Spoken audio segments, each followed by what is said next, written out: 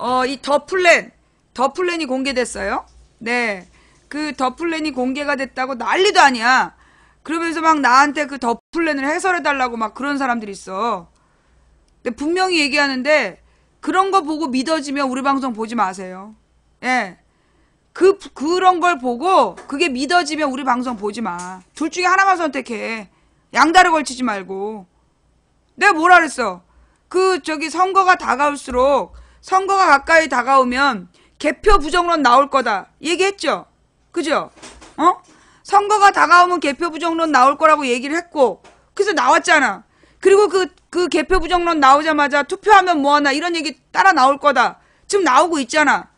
그 계획대로 된 거라고, 계획대로. 나오려고 계획했던 내용이 나온 거야. 근데 나는 웃기는 게 뭐냐 하면, 하필이면 왜 지금이냐는 거야. 예. 하필이면 왜 지금이냐고. 아니, 오늘이 4.16 세월호 3주기야. 근데 왜 세월호 3주기 직전에 공개해가지고 모든 게시판을 장악하고 있냐고. 그렇잖아요. 여러분들 가서 봐야 될 게시판에, 소위 이제까지 촛불들 모여있던 모든 게시판에 더 플랜 얘기만 있잖아. 그게 우연이라는 거야? 원래 그저께부터 금요일, 토요일, 우리 세월호 얘기하라고 내가 금요일 방송 그렇게 한 거 아니야? 금요일 밤에 그거 공개됐잖아. 더 플랜인지 뭔지. 그래서 어저께 하루 종일 그 얘기하고, 오늘까지. 그럼 뭐 하는 짓거리냐고. 아니, 20일 날 개봉할 거면 20일 날 개봉하면 되지. 왜 세월호 전전날 그걸 개봉하냐고. 그래서 주말 내내 더 플랜 얘기만 하고, 세월호에 대한 그 추모 제대로 못하게 한 거 아니야. 난 이거 의도적이라고 봐.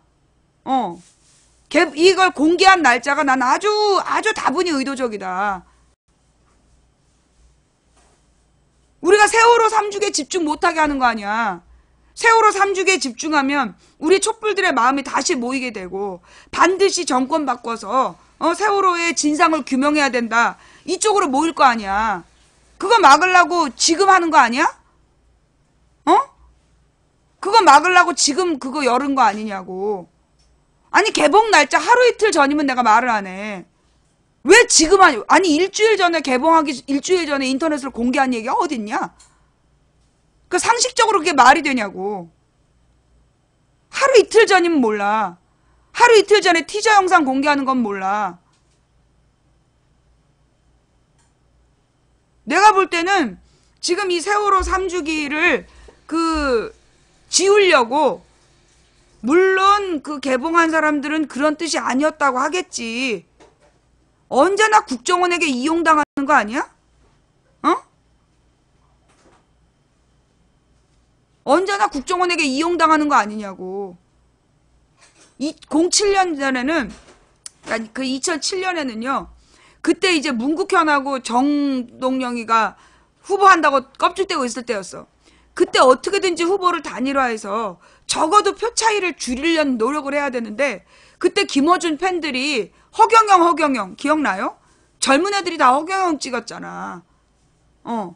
진보 애들은 진보 후보 찍고 젊은 애들 허경영 찍고, 그러면서 그때 이명박이가 당선된 거 아니야? 이명박 당선에 결정적으로 영향 미친 게 김어준 팬들이야.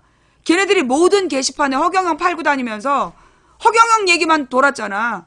그때 모든 게시판에 허경영 얘기만 있었다니까.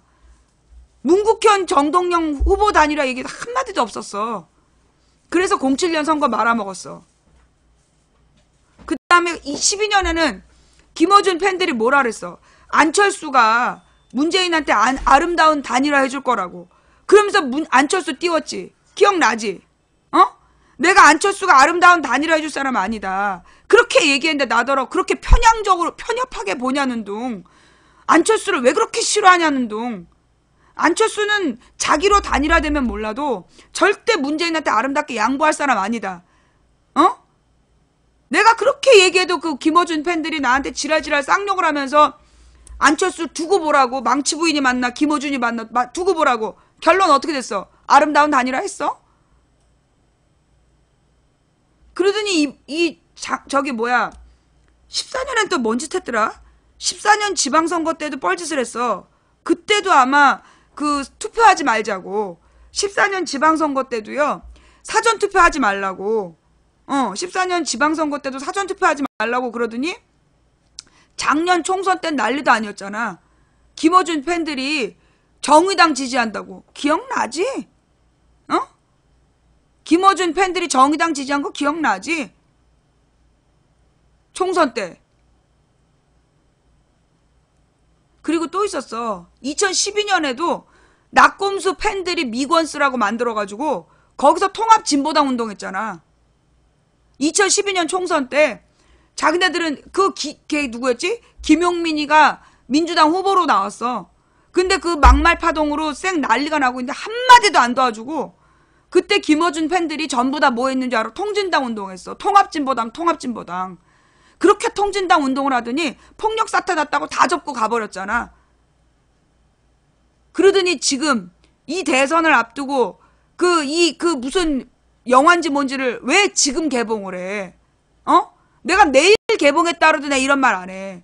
왜 일부러 금요일 밤에 개봉해가지고 토요일날 일요일날 세월호 추모하는 분위기 초치고 지랄이냐고. 그걸 지금 의도가 아니라고 나한테 받아들이라는 거야? 나 같은 사람이 볼 때는 이건 의도적으로밖에 볼 수가 없어.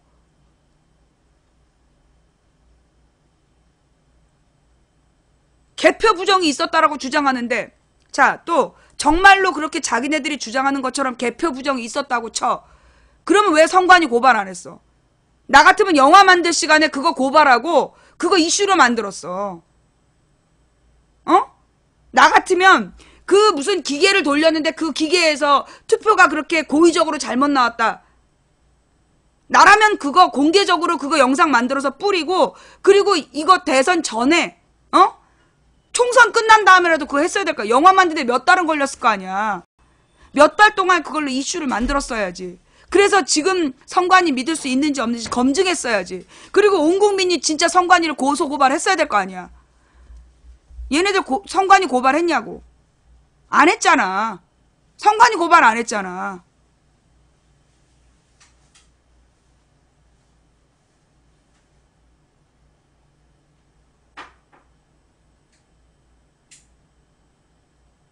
나는 이 시점에서 개봉을 했다는 이유가 이해가 안 돼. 정권 바꾸고 그거 개봉해서 실제로 12년 대선 과정에서 정말로 그 개표 조작이 있었는지, 그리고 선관위에 가서 증거 확인도 안 했다며. 그 무슨 1.5배, 그 박근혜를 지지한 표가, 미분류표가 1.5배다. 그래서 그게 조작이다. 노인들이 손 떨려갖고 잘 못 찍은 거지. 그걸 근거라고 들이대? 가서 내가 만약에 그 선관위에 가서 그 최승호 PD가 중요한 얘기 했더만, 근거를 가지고 확인을 했어야 될 거 아니냐. 중요한 건 선관위를 대상으로 해서 어떤 확인 절차도 없었어. 인터뷰를 거절했다가 다야. 그게 인터뷰할 문제니? 그렇게 기계를 돌려서 잘못된 증거가 나왔으면 그걸로 선관위를 고발해서 실제로 판사를 동원해서라도 그 투표 확인하면 될 거 아니야. 투표용지. 말 같지도 않은 그걸 믿으면서 나한테 물어봐? 내가 분명히 얘기하는데요. 나한테 그 김어준 그 더 플랜 보셨냐고 그러면서 그거 해설을 요구한 사람들 전부 다 차단이야. 그 더 플랜에 대해서 나한테 해설해달라고 얘기한 사람 전부 다 차단이라고. 그게 믿어지면 그걸 믿어. 그리고 당신들 그 말이 믿어지면 당신들 개인 이름으로 선관위 고발해. 내가 가장 웃긴 얘기가 뭐냐면, 선관위를 고발하세요. 그랬더니 선관위를 왜 고발하니? 야, 부정선거 개표를 그럼 선관위가 하지 누구를 고소하겠니 그럼? 내 살다 이렇게 꼴통을 처음 봤어. 당신이 그렇게 그게 믿어지면 선관위 고발하세요. 선관위를 왜 고발하니? 방송을 고발해야지. 미친 거 아니냐고. 그렇게 그게 믿어지면 당신들 개인 이름으로 선관위를 고발해. 개표 부정의 주체가 누구야? 선관위 아니야. 선관위에서 잘못된 기계로 분류했다고 그렇게 확신이 있으면 선관위를 개별적으로 고발들 해. 그리고 고발장 인증을 해. 그럼 풀어줄 테니까. 안 그런 사람 몽땅 다 차단이야.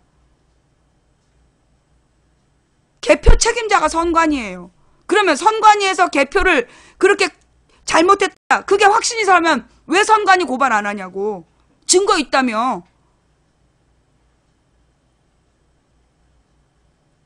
말 같은 소리를 해야지. 무엇보다 그 선거관리위원회에요. 공무원 노조가 다 있어요. 공무원 노조가 뭐 하는 줄 알아? 공무원들 자기 내부 감시한 사람들이야. 거기다가 개표장에 가보면 거기 정당별 개표 참관인이 다 올라가. 그러면 정당별 개표 참관인이 뭐 하는 줄 알아? 그 중간에 방송으로 나오기 전에 선관위 발표하기 전에 자기네들이 돌아다니면서 표 세가지고 그거 지구당에 보고하는 사람들이야. 각 그 개표장마다 정당별 개표 참관인들이 다 있어. 문재인 참관인들이 등신인 줄 알아? 그거 돈 받고 그 자리에 올라가려고 경쟁이 얼마나 치열한 줄 알아? 개표 참관인 그 자리에 가는 사람은 아무나 올라가는 거 아니야. 물론 경상도, 경북 같은 데는 문재인 참관인이 없을 수 있지. 그런데 나 가서 좀 개표 참관인 좀 해봐. 그런데 서울 수도권 같은 경우에 택도 없는 얘기야. 경북 인구가 얼마나 되는지 모르겠는데, 서울 수도권에서는 택도 없는 얘기라고. 개표 참관인들이 그거 다 감시해. 어디서 그런 개소리가 나와. 그리고 정말로 그렇게 개표가 부정했다면 14년 선거, 16년 선거 왜 결과가 그렇게 나왔어? 16년에 그렇게 개표가 부정해가지고 더민주가 1당 됐어요? 새누리당이 그렇게 220석으로 망가졌어요? 220석 나온다는 새누리당이 2당 됐어? 그럼 말 같은 소리를 해야 될 거 아니야. 그 말 같지도 않은 걸 또 믿고 앉아있는 인간들이 문제야. 그 다음 수개표로 한 다음에 기계를 돌려? 등신 아니야? 그거 등신 아니냐고. 개표 분류기가 왜 나왔냐면 실제로 사람들이 무엇보다 이승만의 3.15 부정선거 때 그거 수개표했어. 3.15 부정선거 때 3.15 부정선거 수개표라고. 이 개표 과정을 알면 이런 소리 안 한다니까. 개표 분류기가 뭐냐? 분류해갖고 1번표, 2번표 나누는 거야. 그거 누가 확인한 줄 알아? 1번표, 2번표 상대당이 확인해. 2번이 1번 확인하고 1번이 2번 확인해. 그런데 자기네 표가 거기 섞여 있으면 또는 다른 표가 거기 섞여 있으면 가만히 보겠어? 기계로 확인을 해서 분류가 되면 여러분 생각해봐요. 쭉 1번이 쫙 적혀있는데 2번이 있어. 표시 안 날 것 같아? 그거 표시다. 그래서 그 눈으로 보는 거라도 확인이 되는 거예요. 그리고 나서 1번표, 2번표 그 수개표로 확인해. 위치에 1번, 2번 차이 나는 거 확인하면서 수개표로 또 그 표 계산하는 걸로 세면서도 확인해. 그리고 마지막에 갖다 쌓아놓으면서도 확인하고. 선관위 직원들이 그거 하느라고 월급 받는 거야. 그거 못 믿겠으면 선관위 직원들 전부 다 고소를 하라고. 고소고발을 해. 그럼 선관위 직원들이 자기네들이 확인을 해주겠지. 이번에 더플랜 그거 믿는 사람들 너네 선관위 고발을 해. 개별적으로 너네 동네 선관위를 다 고발을 해서 걔네들하고 법정 다툼을 한번 해봐. 그래서 니네가 무고죄인지 아닌지 나오면 될 거 아니야. 그리고 선관위는 더플랜을 고발해야 돼. 선관위가 더플랜 고발 하나하나 보자고. 고발 안 하면 난 한패라고 봐. 왜? 아니 선관위에서 이게 결국은 뭐야? 개표 부정론의 핵심은 뭐야? 개표에 부정이 있다는 얘기야. 그럼 개표에 부정이 있다는 얘기는 뭐야? 선관위가 제대로 개표 안 했다는 얘기야. 그러면 이건 선관위가 그들을 고발하지 않는다라면 그건 선관위가 인정하는 거야. 선관위는 더플랜 제작진을 고발해야 되고 더플랜은 선관위를 고발해야 돼. 그래서 법정으로 다퉈봐. 그래서 그때 투표용지 전부 다 법적으로 까야 되고. 그거 안 할 거면 쇼하지 마. 이거 순전히 이제까지 투표 못하게 하려고 매번 개표 부정 애들이 언제 나온 줄 알아? 투표할 때 나와. 사전투표하지 말라고. 사전투표가 뭔데? 그거 투표하는 날짜가 하루인데 이게 우리나라는 서비스업이 많아. 서비스업이 많으면요. 서비스업에 종사하는 사람들이 투표하는 당일날 투표를 못해. 그래서 원래 다른 나라는 투표를 3일 정도 한단다. 그래서 만든 게 사전투표 이틀이야. 그래서 평일에 일하느라고 못하는 사람들 주말에 아무 때나 와서 하루는 쉬겠지. 이게 투표하는 날도 일하는 사람이 태반이니까 그날 와서 투표하라고 만든 날이 그게 사전투표야. 그런데 사전투표 못 믿겠다고 망원경을 들고 나가서 감시를 한 해 만에. 그래서 사전투표하고 개표 부정 잡아냈어? 12년부터 지금 5년 동안 투표가 몇 번이야. 해마다 4월, 10월 재보선 선거하고 2년에 한 번씩 지방선거하고 국회의원 선거하고 그 선거가 몇 번인데 그래서 개표 부정 잡아냈어? 한 번도 없잖아. 도대체 너네가 무슨 생각을 갖고 그걸 믿고 있느냐고. 매번 선거 때마다 나와가지고 투표하지 말라고 지랄들 하면서.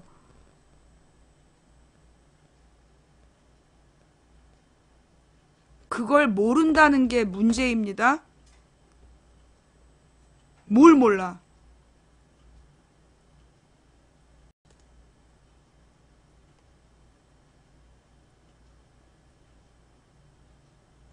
잘 생각해봐요. 이제까지 어땠나? 그래, 맞아. 작년 여름엔 또 거짓말 했잖아. 명백한 거짓말. 추미애가 혼자서 노무현 탄핵을 반대했다. 나는 그 순간부터 그거는 진짜 문제 있는 거라고 봐. 추미애가 언제 혼자 탄핵을 반대해. 노무현 탄핵 때 민주당에서 끝까지 탄핵 반대하고 그리고 마지막에까지 불출마한 사람들이 8명인가 돼. 추미애는 그때 막판에 배신하고 그 탄핵 반대하다가 탄핵 찬성하고 그리고 그 구민주당 김영환 민주당 지금 국민의당 가 있는 김영환 그 일당들 걔네를 위해서 삼부일배하고 다닌 여자야. 그런데 추미애가 혼자서 노통 탄핵을 반대했다? 그 얘기를 왜 십수년 동안 말 안 했어요?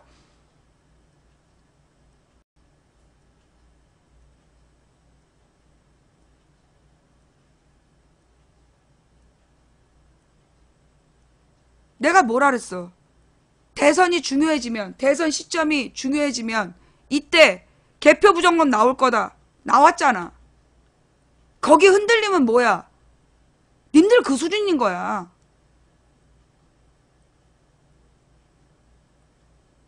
김민석이 누구야? 노무현하고 정몽준, 노무현을 경선으로 뽑아놨는데 사람 동교동에서 추미애파가 막 노무현 못 믿겠다고 지랄하니까 바로 정몽준한테 도망갔던 게 김민석이야. 이번에도 김민석이를 무슨 총괄 머시기를 시켜야 된다고 그 생쇼를 해가지고 개 난장 친 게 추미애 아니야?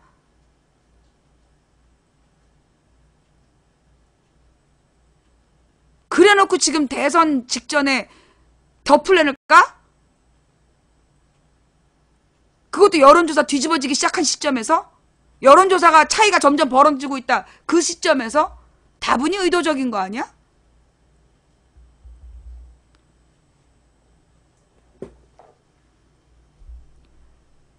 추미애가 또 누구야? 그렇게 해서 노무현 탄핵시키고 끝까지 노무현 살아생전에 화해 안 해주고 그리고 민주당 이름 꿰차고 있다가 민주당 이름 때문에 합당해갖고 들어온 다음에 환노위원장 차지하고 앉아가지고 그 환노위원장으로 뭐 해먹었어? 한나라당만 들어오게 하고 그 야당 못 들어오게 하고 그 김상희 의원이나 이런 야당 의원들 못 들어오게 문 걸어 잠그고선 한나라당 방식대로 노동조합법 통과시킨 여자가 추미애야. 그걸 불러다 놓고 당대표를 만들어? 그런 사람이 지금 깐 영화를 믿어? 그럼 내 방송 보지 마. 나가. 뭐하러 봐.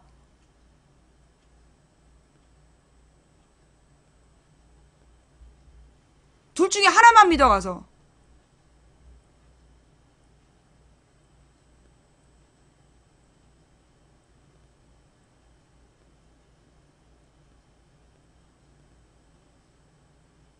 그런데 말입니다. 그 김어준 게시판에 가가지고 김어준은 국정원 맞나요? 그 새끼 누구야? 이름을 달리해갖고 망치부인 팬이라고 그러면서 그 누구야? 그거 캡처 떠가지고 내가 명예훼손으로 고소할 거야. 왜 내 이름을 써? 내 방송을 볼 거면 김어준 방송에 게시판에 쓰지 말고 걔 말을 믿을 거면 거기 가서 있으면 되지. 왜 김어준 게시판에 가서 내 이름을 팔고 김어준이 국정원이냐고 시비를 걸어. 내가 언제 김어준더러 국정원이랬어. 언제나 김어준이 그런데 이용된다 그랬지. 아주 다른 이름으로 망치사랑 뭐 망치 믿음 뭐 이따위 이름으로 바꿔가면서 내 이름 팔아갖고 일부러 그 이간질 시키는 거 아니야? 너 국정원이지. 너야말로.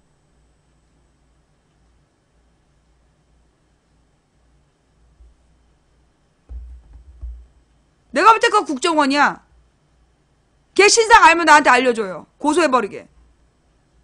내 망치 이름 달고 지랄하기만 해봐. 내가 다 찾아갖고 고소해버릴 거야 내가. 팟빵에서 글 쓰면 고소되는 거 알지? 팟빵은 우리나라 사이트라서.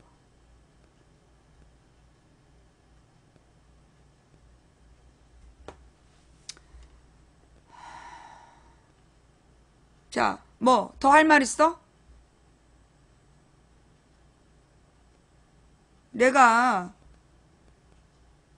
난 분명히 얘기했어. 선거가 다가오면 정권 교체될 것 같으면 개표부정론 나올 거다. 나왔잖아. 그게 믿어지면 이 방송 보지 마. 앞으로 나한테 그런 쓰잘데기 없는 거 풀이해달라고 하지 마. 몇 번을 말해, 몇 번을. 그럼 이걸 가지고 또 가서 이간질하고 지랄하려고 그러는 거지. 너네 그거냐, 목적이 그거잖아. 망치 부인님 해설해주세요. 그래서 이거 떠가지고 가서 김어준 팬들하고 또 시비 붙고 그래갖고 이간질 시키고 김어준 팬들한테 갖고 나 욕하게 하고 그게 목적 아니야. 와서 욕해. 싹 다 고소할 테니까. 내가 분명히 얘기했어. 와갖고 우리 게시판이나 내 유튜브나 이런 데도 악플 단 새끼들 내가 싹 다 고소할 거야.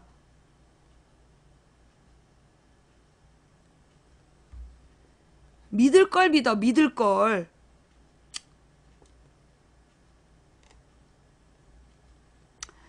자, 10시가 됐어요.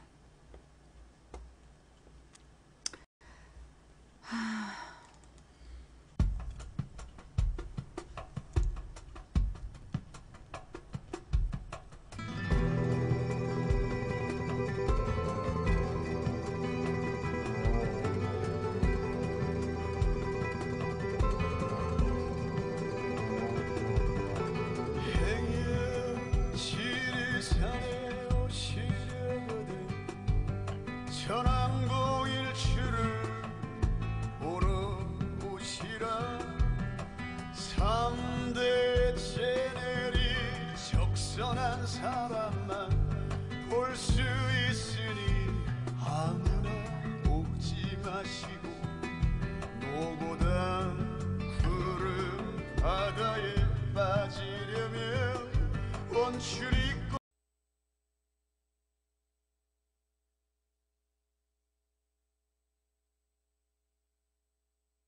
단일화를 위한 사이트를 만들겠다고 플랫폼을 만든다 그래놓고 지금 개표 부정만 주장하고 있는 사람들, 그 시민들한테 3억 모을 때의 목적과 결과물이 다른 거 책임져야 되는 거 아니야? 온몸 불사르는 혁명의 이름으로 온몸 불사르는 혁명의 이름으로 오시라. 최후의 천연인 질성 계곡에는 아무 죄도 없는 나무뿐으로만 오시라. 그렇게 님들이 생각하는 것처럼 투표함 가지고 장난치고 그런 사람들 아니에요. 그대는 나날이 변덕스럽지만 지리산은 변하면서도 자, 지금부터 언제나 투표함 지키자 이런 식으로 얘기한 사람들 모두 블랙이야. 투표나 해, 투표나. 제발 오지 마시라. 행여 견딜만 하다면 제발 오지 마시라. 니나 해라? 너 지금 나한테 너 나 약 올린 거지? 너 나 투표권 없는 거 너 일부러 지금 약 올린 거지? 너는 영구 블랙이고 3대가 블랙이야.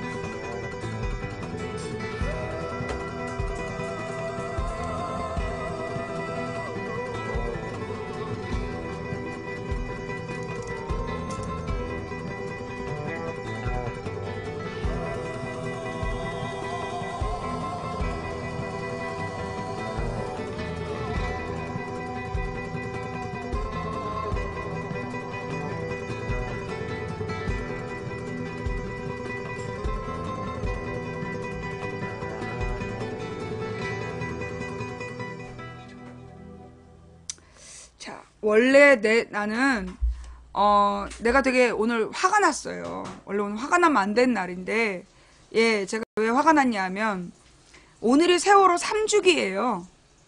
이게 우리가 이제 살고 있는 곳이 그 한반도잖아요. 우리 한반도에 그 3대 종교가 있어. 유교, 불교, 기독교예요. 예. 근데 이 유교에서 이 사람이 죽은 다음에 3년을 굉장히 중요하게 생각해. 그 3년의 의미가 뭐냐 하면 아기가 태어나서 독립적으로 움직이고 그 뭔가 사리분별을 하는 데까지 적어도 3년이 든다. 그래서 아기가 태어나서 3년 동안 부모가 안고 다니잖아요. 그래서 부모가 돌아가시면 그 3년 동안은 그 자식이 부모랑 이별하는 시간을 갖는 거야. 그게 그 3년이에요. 그래서 유교에서는 3년상이라는 제도가 있는 거야. 그래서 옛날에 효자들은 3년 동안 그 부모의 무덤 옆에 초막을 짓고 그 무덤에 풀을 뜯으면서 부모하고 이별을 하는 시간을 가졌단 말이에요. 어떻게 보면 사람이 그 죽은 이와의 마음으로부터 이별을 하는 시간을 나는 3년이라고 옛 어른들이 정해준 거라고 생각해. 사실 사랑하는 가족을 잃고 나면 그 가족에 대한 기억 때문에 그 너무너무나 괴롭잖아요. 언제나 그 가족과 함께 살고 싶고 그 눈길이란 영화를 보면 평생 그 같이 위안부 갔던 친구랑 같이 다니는 얘기가 나오잖아.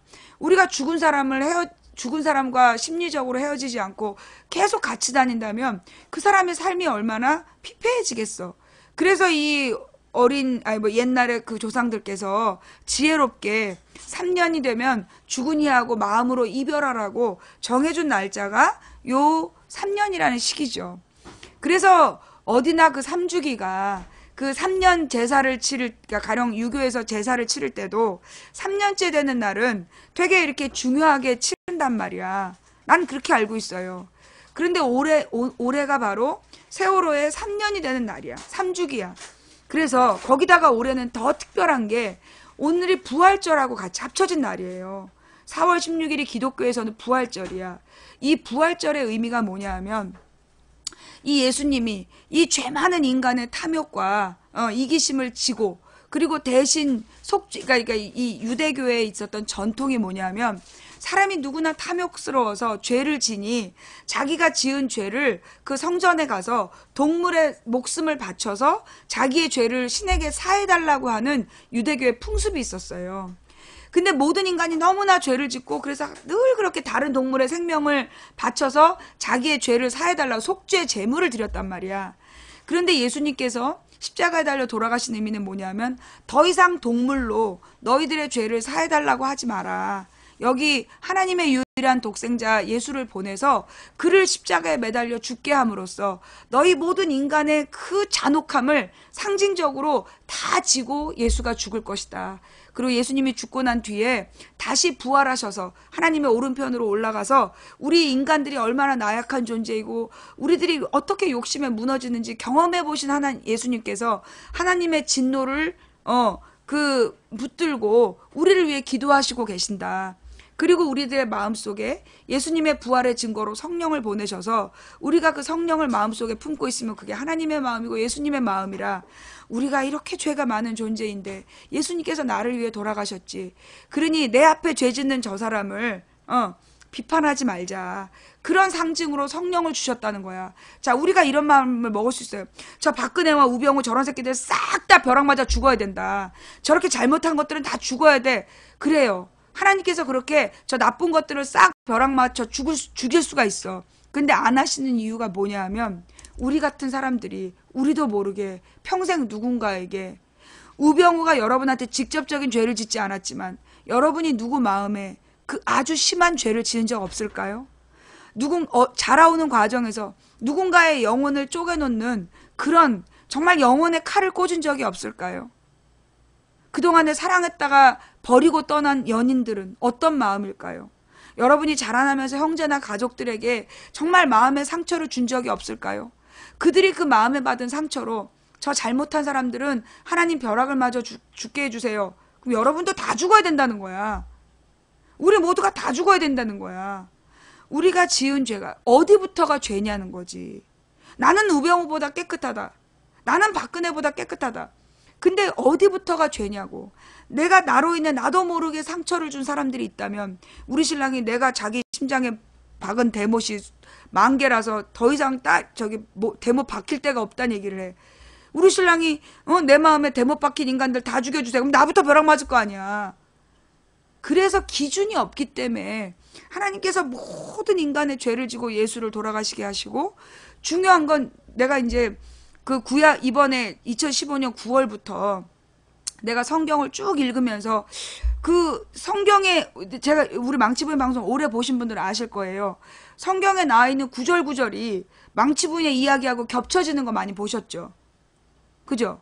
성경 이야기들이 망치부인 이야기하고 섞여 들어가고 우리나라 실정하고 섞여 들어가서 신기한 점 너무 많았죠. 그죠? 내가 계속 묵상을 했던 거야. 그래서 성경에서 다윗이 겪은 일, 예수가 겪은 일, 그 모든 일이 우리 방 식구들이 겪은 일하고 막 통하는 거야. 근데 내가 그 복음서를 읽는데 너무 힘들었어. 예수님이 십자가에 못 박혀 돌아가실 때, 아, 내가 이렇게 죽겠구나. 나 진짜 복음서를 읽을 때, 아, 내가 이렇게 죽겠구나.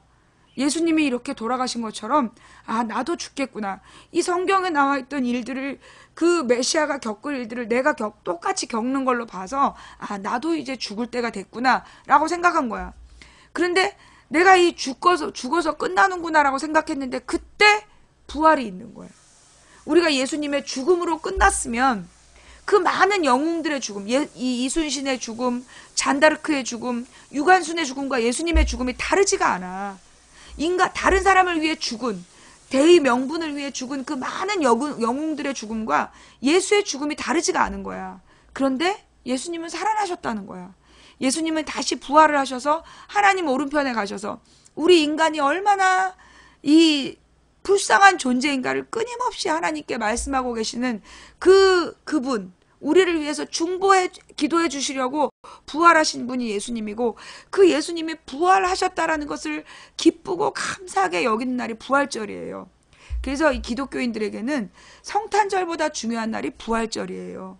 그래서 이 부활절에는 우리 모두가 우리의 죄를 깊이 묵상하고 회개하고, 우리의 죄를 지고 대신 돌아가신 예수님의 부활이 없었다면 우리는 죄인이거든. 여전히 우린 죄인이야. 부활하셨기 때문에 우리가 너의 죄를 사해 주신다라는 죄 사함을 받고 하나님의 자녀라는 인증을 받아서 이제부터 우리의 삶이 하나님의 자녀의 삶을 살 수 있는 특권을 얻은 날이 부활절이에요. 그래서 그 부활이 그렇게 중요한 날이야. 그런데 세월호 3년이 되는 오늘이 이 부활절하고 맞닿아 있으니 오늘이 얼마나 중요한 날이냐고. 그래서 오늘 이 세월호 3주기의 날에 부활절을 겸해서 이날 우리가 깊이 이 세월호를 묵상하고, 세월호가 우리 모두의 탐욕 때문이라는 것을 내가 그래서 금요일날 얘기한 거야. 세월호는 우리 모두의 탐욕 때문에 그런 일이 발생한 거다. 우리가 돈 최소비용 최대윤을 모두가 진리라고 믿었기 때문에 그래서 그들이 죽은 거다. 우리 모두가 오늘 회개해야 된다. 그게 금요일날 메시지였잖아요. 그런데 그날 밤에 더 플랜이 나왔어. 그리고 모든 인간들이, 문재인을 지지한다는 인간들이 더 플랜 얘기만 하고 있는 거야. 그리고 오늘이 부활절인데 하루 종일 와가지고 세월호 얘기는 안 하고 개표 부정만 얘기하고 있는 거야.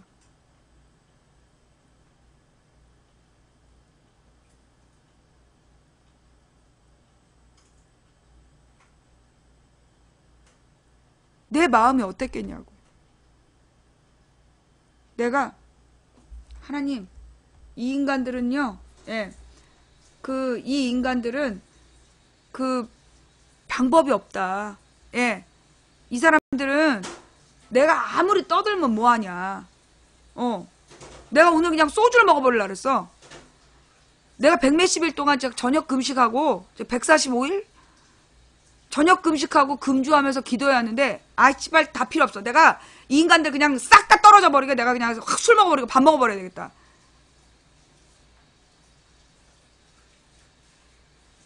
그렇게 얘기를 해도 도로함이 타불이야.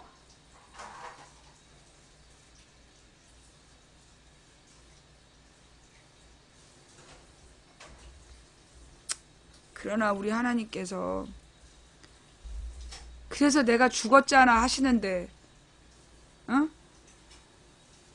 그래서 내가 십자가에 매달려 죽었잖아.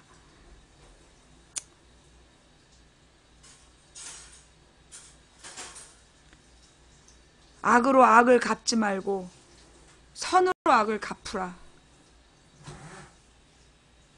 그 말씀에 내가 그래 이래가지고 또 말아먹으면 잘 됐어. 솔직히 그런 생각도 들어요. 무슨 생각이 드냐면 만약에 이번에 누구누구가 됐어. 그러면 떨어진 누구누구가 자기가 아마 언론에서 계속 들이잡을 거 아니야? 뭐 어쩌다는 줄 저쩌 온갖 그 욕설을 하면서 노무현 죽이듯 죽이려고 하겠지. 그때 떨어진 누구누구가 자기가 했어야 됐다고 얼마나 떠벌리겠어. 그러면서 그걸 중심으로 해서 그 박근혜파가 부활을 노리지 않겠어? 그 꼬라지를 생각할 그러니까 아주 골치가 아픈 거야. 차라리 또 박근혜처럼 내가 그랬잖아. 박근혜가 당선되길 진짜 잘했다. 박근혜가 당선되니까 박근혜가 얼마나 무능한지 다 드러날 거 아니냐. 그래서 박근혜와 그 일당들의 그 만행이 다 드러날 것이다. 드러났잖아. 차라리 그냥 싹 다 이번 대선 말아먹어가지고 도리어 그게 얼마나 무능한지 그 작자가 얼마나 무능한지 온 세상에 드러나야 다시는 그 다음번에 나와갖고 껍죽대지 않을 거 아니야. 근데 이번에 떨어져봐. 다음에 나와가지고 또 얼마나 선거판을 지랄할 거냐고. 내가 누구라고 말은 안 했어. 내가 누구라고 말은 안 했어. 그래서 내가 든 생각이 뭐냐. 우리가 말이에요. 선거에 대해서 반드시 누가 돼야 된다. 예. 반드시 누가 돼야 된다. 라고 생각하지 말자. 이게 뭐가 좋은지는 모르는 거야. 반드시 누군가 돼야 되고 누구는 떨어져야 된다. 그것도 어떻게 보면 우리의 편견일 수 있어. 박근혜 봐봐. 당선되니까 어떻게 됐어? 그 무능한 거 다 드러났잖아. 그죠? 그러니 여러분 뭐 어떻게 된지 뭐 솔직히 나는 개인적으로 나는 옛날에 노무현 때 별풍선 500개를 못 받았어. 그래갖고 3만 원 환전을 못한 사람이야. 이명박 박근혜 되니까 내가 진짜 하루에 500개 들어오더라. 그래서 난 솔직히 얘기해가지고 대선을 꼭 이겼으면 좋겠다라는 그런 소망 별로 없어. 내가 그래서 확 그냥 금식 풀어버릴까 그 생각 매일 밤에 매일 밤. 이게 금식을 하다 보면 이게 나트륨 이게 떨어져가지고 저녁 때가 되면 팔다리가 저리고 막 그래. 영양실조가 오고. 그래도 내가 참으면서 기도하면 내가 이 기도를 뭐하러 하나 싶고 사실 나 개인을 위해서는 저 인간이 똑 떨어지는 게 낫다. 그래서 이 온 인간들이 또 분노를 해갖고 몰려오고 그게 낫지 나한테는. 별풍선 많이 받고. 그래도 내가 지금 그 저기 사탐 공부에 정권 교체되고 내가 이 별풍선 수입 떨어질 때를 대비해서 또 500개도 안 들어올 때를 대비해서 내가 사탐 공부한다니까. 사탐 강산하려고. 그런데 이 인간들이 세상에 집중하고 정신 차려서 오늘 이 세월호와 부활절의 의미를 되새겨야 되는 날 철없이 개표 부정론에 홀가닥 넘어가갖고 지랄하고 자빠진 걸 보니까 내가 오늘 그냥 소주를 그냥 당금주를 한 통을 다 먹을래다 말았어 내가. 근데 또 한 번 너가 계속 이 지랄하면 내가 진짜 당금주 먹어버려. 너네 오늘 지나서도 정신 못 차리고 무슨 밴드나 이런데 계속 얘기가 올라온다. 그럼 내 저녁 금식 풀어버리고 내가 밤마다 소주 2-3병씩 까버릴 테니까 그렇게 알아. 30도짜리 당금주 2리터 그냥 확 3리터인가? 그리고 확 죽어버릴까 내가. 죽이 되든 밥이 되든. 정신 똑바로 차려. 또 한 번만 우리 채팅창에 갖고 쓸데없는 얘기해봐. 자.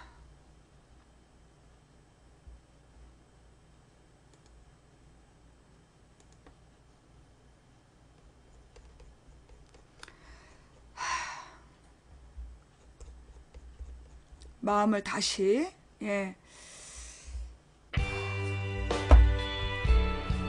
이제부터 인생 상담 들어갈게요.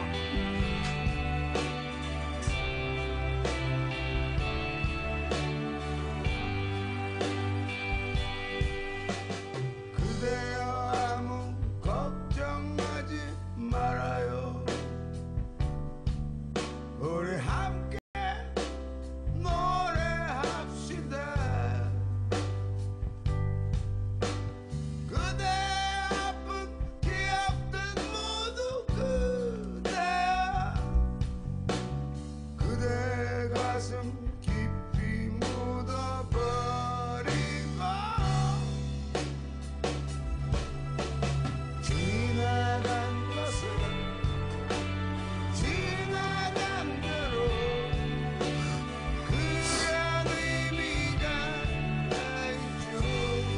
인생 상담은요,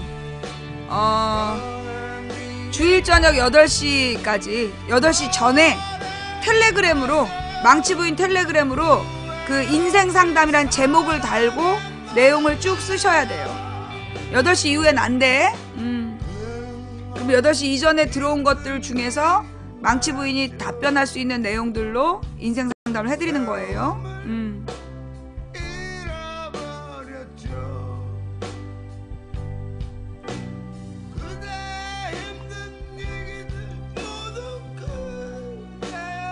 텔레그램이 뭐예요? 플레이스토어나 앱스토어에서 텔레그램 이렇게 검색을 해보시면 나와요. 일종의 카톡 같은 거예요. 예. 내가 왜 텔레그램을 쓰냐 하면 우리나라 카톡은 국정원이 계속 들여다봐요. 예. 우리나라 카톡을 국정원이 계속 들여다보기 때문에 그래서 제가 그 텔레그램을 사용해서 시청자들의 이야기를 듣고 있어요. 예. 자, 업들은 하고 가나? 예, 3130분의 업 감사드립니다. 예. 업 안 하고 도망간 인간들아. 오늘 밤 난처한 일을 겪을지어다. 그런 의미가 있죠. 우리 다 함께 노래합시다. 후회 없이 꿈을 꾸었단 말이야. 지나간 것은 지나간 대로 그런 의미가 있죠. 우리 다 함께 노래합시다. 후회 없이 꿈을 꾸었단 말이야. 우리 다 함께 노래합시다. 새로운 꿈을 꾸겠다 말이야. 아직도 정신 못 차렸어. 조심하자고 얘기하는 건데 너무 과민 반응하는 거 아니에요. 니네는 조심하자고 얘기하지 그걸 국정원이 투표하지 말자라고 쓰고 다닌다고. 말귀를 못 알아듣겠어? 니네는 그 뭐 정신 차려서 투표하면 지키자는 얘기예요 라고 얘기할지 몰라도 그 얘기를 가지고 국정원은 투표하면 뭐하나 쓰고 다닌다고. 그러면 어린애들이 그 5월 초에 놀러가면서 그 명분으로 투표하면 뭐하냐 그러고 놀러간다고. 이 또라이들아. 그렇게 2%만 빠져도 대선은 지는 거야. 머리는 장식용으로 달고 다니니? 나 마음이 진정돼야 인생 상담을 할 수 있어. 어? 내가 마음이 진정돼야 인생 상담을 할 수 있다고. 지금 이 개표 부정론으로 지금 쟤네들이 노리는 게 5월 초에 장기 해외여행 가라. 그리고 투표할 필요 없다. 그 명분 주는 거예요. 젊은 애들 해외여행 가라고. 어차피 그놈이 그놈이다. 투표해봤자 조작할 텐데 뭐 이따위로 나오는 거야. 그래서 조심하란 얘기야. 특정 후보 언급해서 블랙.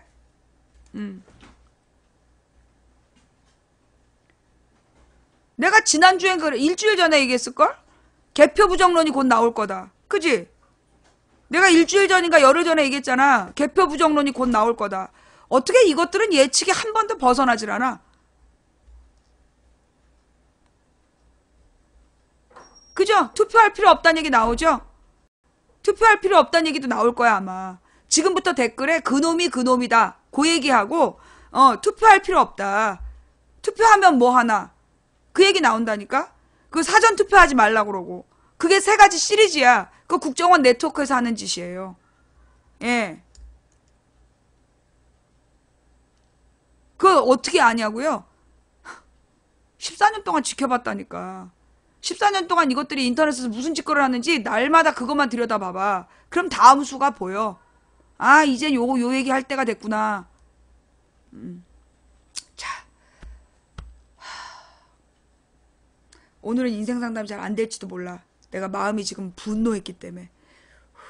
자, 첫 번째 인생 상담 들어갑니다. 30살 사회초년생 여자입니다. 제 고민은 직장에서 저에게 거는 기대가 크다는 것입니다. 제가 학력이 높고 장학금 수상 경력이 있다 보니 경력이 없음에도 불구하고 제가 똑똑해서 빨리 배울 거라는 생각에 일을 자세히 가르쳐 주지 않고 골칫거리라고 느끼는 일을 개선해 보라며 넘깁니다. 하지만 저는 손도 느리고 센스가 없어서 결과물이 허접할 경우가 많습니다. 또 전 싹싹한 성격도 아니고 눈치도 없어서 다른 신입들은 이쁨 받고 다니는데 저는 그런 게 없습니다. 아직 수습 기간인데 어떻게 하면 기대에 어긋나지 않게 잘할 수 있을까요? 라고 하셨는데요. 자, 예. 최연수 세무사가 또 뭐라 그랬는데. 그 개표 부정 얘기했어요? 그냥 강퇴시키세요. 예. 네. 그냥 강퇴시켜요. 예. 개표 부정 얘기하면요, 매니저님들 그냥 강퇴시키세요. 예. 자, 이런 경우, 여기는 굉장히 복잡한 문제, 이거 심각한 문제야. 예. 자, 이 사람은 어떻게 보면 많은 우리 직장을 구하는 분들에게는 아주 짜증나는 케이스죠. 학력이 높아. 장학금도 많이 받았어. 수상 경력이 있는 데다가 취업도 됐어. 그래서 여기 있는 많은 분들이 짜증이 날 수 있어요. 그런데 이걸 살짝 바꾸면 여러분들이 어딘가 새로운 일자리를 구해 갔어. 심지어 무슨 편의점 아르바이트라도 마찬가지예요. 조건이 좋으면 넌 잘할 거야. 잘 안 가르쳐 주는 경우 있죠. 그죠? 예. 무슨 매장에 가서 판매하는 영업일이라도 시작을 했는데, 아르바이트 시작했는데 선배들이 잘 안 가르쳐 주는 경우, 이런 경우예요. 예. 자, 이런 경우는 첫째, 목적이 뭔지를 알아야 돼. 요거는 지금 기죽이려는 거야. 예. 이분한테 지금 이제 이 회사 사람들이 가지고 있는, 회사 선배들이 가지고 있는 자세는 뭐냐면 기를 죽이려는 거야.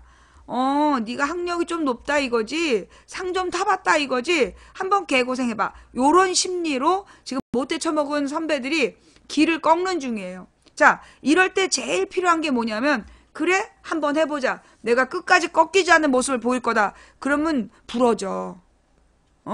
그러는 거 아니야. 자, 이럴 때 가장 중요한 건 뭐냐? 팍 굽히는 거야. 이럴 때 가장 중요한 건 바보 컨셉으로 가야 돼.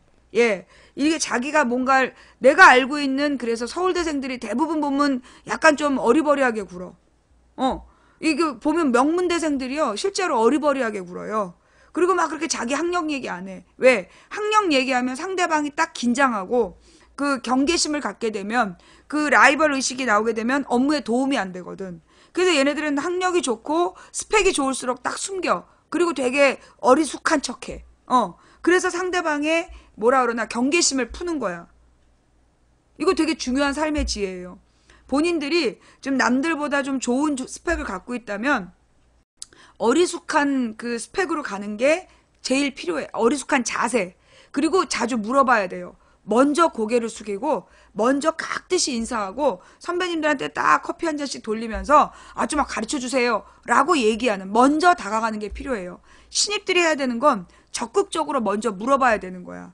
만약에 선배들이 안 가르쳐주면 친구한테 물어보고, 친구도 안 가르쳐주면 바로 윗선배 말고 그 윗선배한테 물어봐야 돼. 자꾸 물어봐야 돼. 그리고 중요한 건 뭘 먼저 하려고 하기보다 관찰을 해야 돼요. 예. 사람들은 무슨 일을 하는지를 잘 관찰을 해야 돼. 자, 이분이 가져야 될 자세는 첫째, 일단 어리숙한 자세. 너무 나는 좀 있는 여자야, 난 여자야, 그런 자세를 버려야 돼. 자신의 부족한 면을 그대로 드러내세요. 예, 자신의 부족한 면을 그대로 드러내고, 제가 일을 잘 못해서요 라고 분명하게 얘기하고, 그리고 자꾸 물어봐야 돼요. 선배들한테 자꾸 물어보고 동료들한테 물어봐야 되고, 자존심을 버려. 나이 어린 동료들한테도 자꾸 물어보셔야 돼요. 그래야지 이거 직장 생활을 빨리 할 수 있고요. 괜히 아는 척하고 안 물어보면 안 돼. 먼저 물어봐야 돼. 그리고 세 번째, 관찰력을 키워야 돼요. 예. 그래서 사람들이 어떻게 일을 하는지 보고 배워야 돼. 자기 일만 하는 게 아니라 보고 배워야 돼. 그러니까 낮 동안에 먼저 사람들이 일하는 걸 쫙 보고, 그리고 자기 일을 밤에 하더라도 지금 이제 수습 기간이잖아요. 남들이 일을 어떻게 하는지 선배들이 일하는 모습을 먼저 보고 배워야 돼. 그리고 궁금한 건 딱 체크해놨다가 선배가 딱 쉬는 시간일 때 이건 어떻게 하는 겁니까? 라고 딱 물어보면 그 선배가 자기를 관찰했고 자기를 칭찬하는 거잖아. 그러면 대부분 가르쳐줘요. 예. 그래서 이제 관찰을 많이 하는 게 필요하다. 물어보고 관찰하고 물어봐라. 어? 그리고 좀 어리숙한 모습을 많이 보여줘라. 친근한 모습을. 그 다음에 중요한 건 남들보다 더 노력해야 돼요. 예. 남들보다 더 노력해야 돼. 어떻게 보면 님은 다른 사람보다 재능이 많아서 공부도 잘했고, 그리고 남들보다 좋은 환경에서 공부를 많이 할 기회도 얻었어. 그러면 님은 남들보다 더 많은 일을 해내야 돼. 그러니까 지금 지치지 말고 어떻게 해야 되냐면 나는 이 어려운 일들을 해 나가야 된다. 그러려면 어디부터? 맨 바닥에서부터 차근차근 배워가야 돼요. 그 어려운 일들 맡긴다 그래가지고 짜증을 낼 게 아니라 쉬운 일부터 어떻게 해야 될지를 고민해야 돼. 빨리빨리 성과물을 내려고 하지 말고 이 그 하나를 하더라도 제대로 하겠다라는 그런 자세를 가지고 하나하나 배워야 돼. 정말 똑똑한 사람은 하나를 가지고 10가지를 배울 수 있어요. 예. 네. 그래서 우리 그 사회 초년병이 가져야 될 자세는 무엇보다 5번째 어떤 자세? 포기하지 않는다. 절대 잘릴 때까지 포기하지 않는다. 먼저 사표 쓰지 않는다. 그런 자세를 가져야 돼. 어리숙한 자세, 그 다음에 깊이 관찰하고 많이 물어보고 그리고 남들보다 더 열심히 일해야 된다. 능력이 있으니까. 그리고 포기하지 마라. 예, 잘릴 때까지 포기하지 말고 뻑하면 내 길이 이 길이 아닌가 봐. 그런 생각 쉽게 하지 마세요. 나는 그래. 어딜 가든 거기서 최고가 돼야 그 다음에 인생의 최고가 되는 거예요. 여기는 내 것이 아니야. 이런 사람 치고 잘 되는 사람 못 봤어. 직장을 자꾸 옮긴다 그래서 성공하는 거 아니에요. 내가 여기서도 못 버티면 다음에서도 못 버텨. 결혼도 마찬가지야. 이 사람하고 못 견디면 다른 사람하고도 안 되는 거야. 이혼이 답이 아니야. 왜 이혼을 하게 됐는가를 깊이 고민해야 되듯이 내가 왜 이 일을 못하는가를 깊이 고민해야 돼요. 여기서 성공 못하면 당신 루저가 되는 거야. 여기서 무조건 성공해야 돼. 그래서 스카웃돼서 간다. 그런 각오를 갖고 열심히 하시기 바랍니다. 너무나 도움이 안 됐다면 미안합니다. 다음은 너무 긴데 이렇게 길면 안 돼요. 아이 셋 키우는 애기 엄마. 10년 동안 여기저기 이사 다니고 집을 사게 됐다. 신혼초 부모님께서 감사하게 전세금을 보태주고 그걸 발판 삼아 둘이 열심히 아끼고 늘려 마련. 그 위로 이제 손위에 시아주버님이 있다. 부모님이 둘 다 똑같이 결혼할 때 보태주신 걸 저희는 조금씩 늘렸고 손위 아주버님네는 사업한다고 모두 말아먹었고, 그런데 저희가 집을 사고 난 후 아주버님네도 집을 사야겠다며 부모님께 말씀드린 모양. 여러 가지 복잡한 사연이 있긴 하지만 어머님이 세 받고 계신 집을 팔아 집을 살 모양. 저희 부부는 너무 안타까워요. 몸도 안 좋으신 부모님이 일까지 하시는데 몇 년 후 연세가 더 많으실 땐 더 이상 일을 못할 때 대비해서 갖고 계신 집인데 하고요. 어머님 입장은 힘들게 사는데 보태줘야지 이고, 저희는 서운해도 일단 어머님이 갖고 계셔라 이고, 아주버님은 저희에게 한마디 논의도 없는 상황. 저희가 설득해서 대출받는 방법으로 하고 어머님을 받고 계신 건 그냥 계속 받으시라고 말씀드리려도 안 들으세요. 형제끼리 동서지간 이러다 서먹할 것 같아요. 모른 척 아무 일 없는 척 해야 될 걸까요? 한마디 해야 할까요? 형네는 월세 살면서 애들 옷이며 명품 가방이며 갖고 다니는데 저로선 그게 이해가 안 돼요. 내 힘으로 할 생각 안 하고 일단 부모님께 손 벌리는 일 것도 얄밉고요. 제가 아직 철이 없어 그런 생각이 드는 걸까요? 시골 어른들은 장남이 최고잖아요. 그럼 어머니 마음을 이해 못하는 철부지라 그런가 싶고, 신랑은 수없이 우리 줄 생각 말고 엄마 갖고 있다 힘들지 않게 사셔라. 병원비 크게 나오면 내가 애새 키우면서 줄 수 있는 상황도 아니잖냐고. 우리 안 줘도 서운하지 않으니까 일단 갖고 계시라고 하는데 잘 안 들으세요. 어떻게 해야 현명한 태도일까요? 혹시 소개된다면 지역명은 빼주세요. 지역명을 썼나요? 자, 일반적인 경우죠.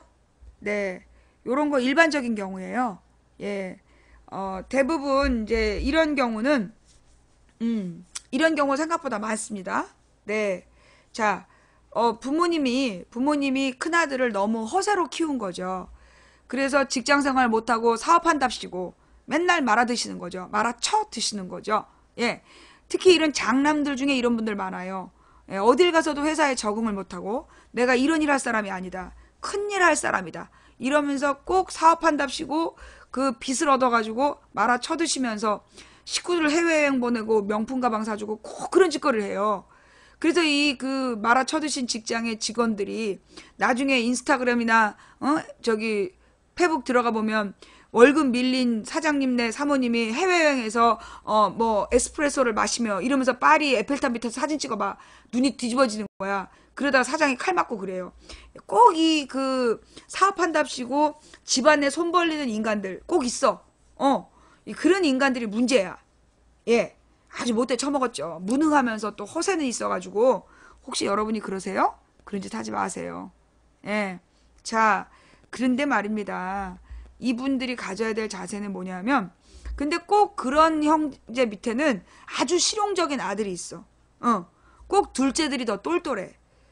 그러면 어떻게 보면요. 이 형이 평생 그렇게 사는 이유가 뭐냐면 둘째 때문이에요. 둘째가 너무나 잘났어.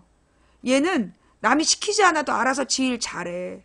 똑같이 줘도 그걸로 막 돈도 잘 벌어. 그러면 형은 동생보다 나은 형이 되고 싶어서 계속 허세를 부리는 거예요. 어떻게 보면 형의 그 모습은 동생 때문이야. 동생은 내가 알아서 내가 열심히 해서 일 벌린 건데 내가 무슨 잘못이에요? 잘못이에요. 형이 그렇게 그 열등감에 시달리고 있는데 나만 잘 살았잖아. 그죠? 예. 그리고 지금도 아주 현실적으로 부모님 집 팔지 마라 라고 얘기하는 거잖아. 이거 동생에 대한 컴플렉스예요.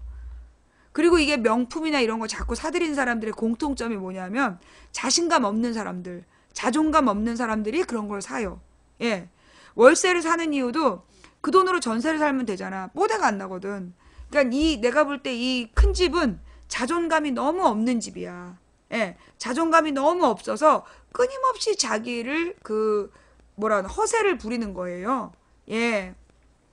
그래서 이제 이거를 제대로 아셔야 되는 거고, 예. 그래서 이 원인은 이 동생이 그 형을 불쌍히 여겨야 돼. 형 부부를. 형 부부를 좀 불쌍히 여겨야 되는 면이 있고요. 그 다음에 이제 이런 경우에 아무리 부모님을 말려도 시골 부모님들은 집 파십니다. 예. 집을 파시는데, 자, 여기서 현명한 방법은 그 동생분이 집 판 돈을 모두 주시게 하면 안 되고, 예. 뭐라 그러나, 부모님, 그러니까 가족회의를 하셔야 돼요. 가족회의를 해서, 부모님이 나중에 병 드셨을 때, 우리는 병원비 못 냅니다. 아니면 집을 파셨을 때, 집을 깨끗이 파시고 반반 주십시오. 그래서 부모님의 나머지 절반이라도 저축을 해두세요. 그래서 그 돈으로 나중에 그 부모님의 병원비 낼 때 그 돈을 내시는 게 더 현명한 방법이다. 예. 그리고 집을 사고 싶으면 첫 번째, 부모님 집으로 들어가라. 집을 사고 싶으면 부모님 집 팔아서 부모님이랑 합쳐라. 그걸 첫 번째로 요구하세요. 부모님 집 팔아서 부모님 따로 살고 지네 따로 살고 그렇게 이기적일 수는 없잖아. 그러니까 집을 팔아서 부모님 집으로 들어와라. 라고 얘기를 해. 그래서 못 듣겠다. 그럼 집을 파신다라면 절반은 우리에게 달라. 그래서 똑같이 나눠주시고, 그래서 그 절반은 여러분, 은행에 넣어놨다가 틀림없이 그 장남은 부모님 병원비 책임 못 집니다. 그때 님들이 내셔야 돼요. 그때 그 돈을 병원비로 내시면 절반이라도 내시는 거예요. 그러니 그렇게라도 하시는 방법이, 제가 볼 때는 인간적인 방법인 것 같은데, 인간적인 방법인 것 같은데, 사실 더 본질적인 문제는요, 이 말씀하신 자매님의 마음속에, 질투심이 있는 거야. 어머님이 왜 맨날 큰 집만 보태주나. 그리고 우리가 더 열심히 살았는데, 왜 큰 집한테 그 집을 팔아주나. 이 자매님의 마음에 자기도 모르는 욕심이 있는 거예요. 명분은 부모님을 걱정하는 것 같지만, 사실 마음 깊은 곳에는 그 부모님의 집을 팔아서 형이 다 가져가는 것에 대한 어떤 질투심이 있는 거예요. 자기가 자기 마음속을 깊이 들여다보면 그런 마음이 있을 수 있어요. 그래서 자매님이 가져야 될 자세는 뭐냐면 그 부모님이 주실 수 있는 건 다 주신 거예요. 그리고 어떤 마음을 가져야 되냐? 정말로 이 큰 집에다 집 팔아서 주겠다. 그러면 부모님 노후에 대한 내 책임은 없는 거다. 라고 생각하세요. 부모님이 집 팔아서 형제한테 준다 그러면 큰형한테 각서를 받아. 그러면 부모님을 모시는 거다. 그러니까 부모님이 나중에 아프시고 이럴 때 모든 비용은 형이 되는 거다. 절대 나한테 그런 거 요구하지 않겠다라는 각서를 받고 이거 공증까지 받겠다. 형이 나중에 나한테 동생이 너 이러지 마라 이러면 안 된다. 그리고 막 도망가고 책임을 방기하면 안 된다. 분명히 말씀을 하세요. 분명하게 얘기를 하셔야 될 부분이야. 그 정신 못 차리는 큰 집에게는 그렇게 해서 각서를 받고 공증을 받아서 아니면 계약서를 쓰세요. 예, 계약서를 쓰신다든가 이 법률적 자문을 받아서 부모님 재산 반은 동생 거잖아. 유산을 나눌 때 반은 동생 거거든. 그러니까 이 부모님 재산의 반에 대해서 미리 받는 거고 더 이상 추가로 어떠한 유산 분배도 요청하지 않겠다라는 각서를 받아서 그걸 공증을 받으세요. 그래서 나머지 절반의 부모님이 사실 다 돌아가시면 그건 온전히 둘째가 가지면 되는 거잖아. 그죠? 예. 그렇게 하지 않을 거면 집을 팔아서 집을 합쳐라.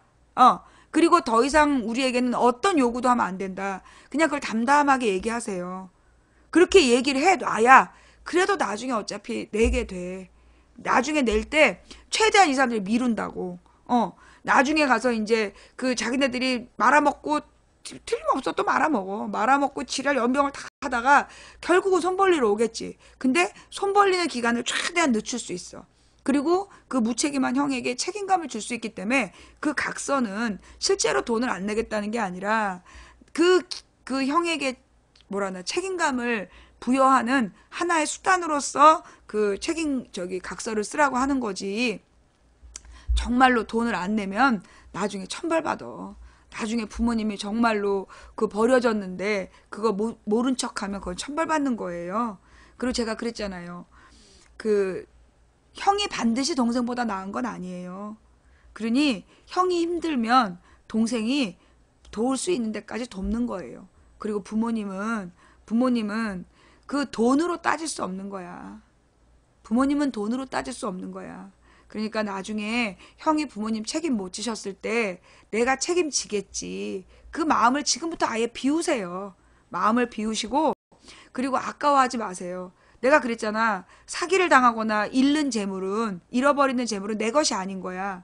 그 재물이 내게 들어오면 내가 재수 없어지는 거예요. 옛말대로 치면 재수 없다. 한마디로 내 것이 아닌 거야. 그 엉뚱한 돈이 나한테 들어오면 그 재물이 들어올 때 반드시 거기에 안 좋은 기운이 같이 들어와요. 그러니까 내가 날마다 돈 벌어서 부모님께 손 벌리지 않고 살 수 있다는 내 삶에 감사하시면서 그 아버지의 재산은 차라리 빨리 말아먹는 게 나아. 그래야 더 이상 손 안 벌릴 거 아니야? 어차피 그거는 그 큰형이 말아먹게 돼 있어. 그냥 그러려니 하고 마음을 비우세요. 저것은 내 것이 아니다라고 마음을 비우셔야 돼요. 그걸 아까워하면 내 병이 들어. 각서를 받아. 어머님 아버님 어머님 아버님에 대한 모든 노후 비용은 큰형이 된다라는 각서를 받고 마음의 자유함을 얻으세요. 그러나 인간의 도리로 나중에 부모님이 버려졌을 때는 책임지셔야 된다. 그게 인간의 도리야. 어떡하겠어? 형이 모자란 걸. 잘난 동생이 책임져야지. 그게 인간의 도리예요. 좀 더 힘센 사람이, 우리가 그러자 바꿔 말하면, 더 힘센 사람이 힘이 약한 사람을 도와야 되잖아? 더 유능한 사람이 능력 없는 사람을 도와줘야 되잖아. 유능해서 내가 돈을 많이 벌었어. 그러면 내가 세금을 많이 내서 저 돈 못 버는 저 인간을 먹여 살리는 거. 그게 사회잖아요? 가족도 마찬가지죠. 근데 우리가 핏줄이기 때문에 질투가 나는 거야. 이 질투의 본질은 뭐냐면 부모님에 대한 사랑의 질투예요.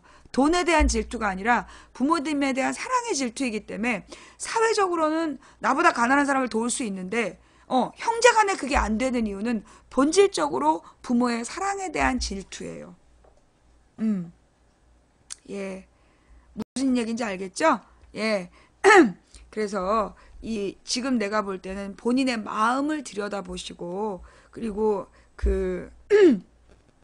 베풀 수 있다는 것에 감사히 여기는 것이 더 필요하다라는 말씀. 도움이 안 되셨다라면 죄송합니다. 저는 지금 경기도 지방 사립대에 다니고 있는 대학생입니다. 자, 여러분 모든 인생 상담은 일요일 저녁 8시까지 인생 상담이란 제목 하에 800자 이내로 쓰셔야 됩니다. 예. 경기도 지방 사립대에 다니고 있는 대학생입니다.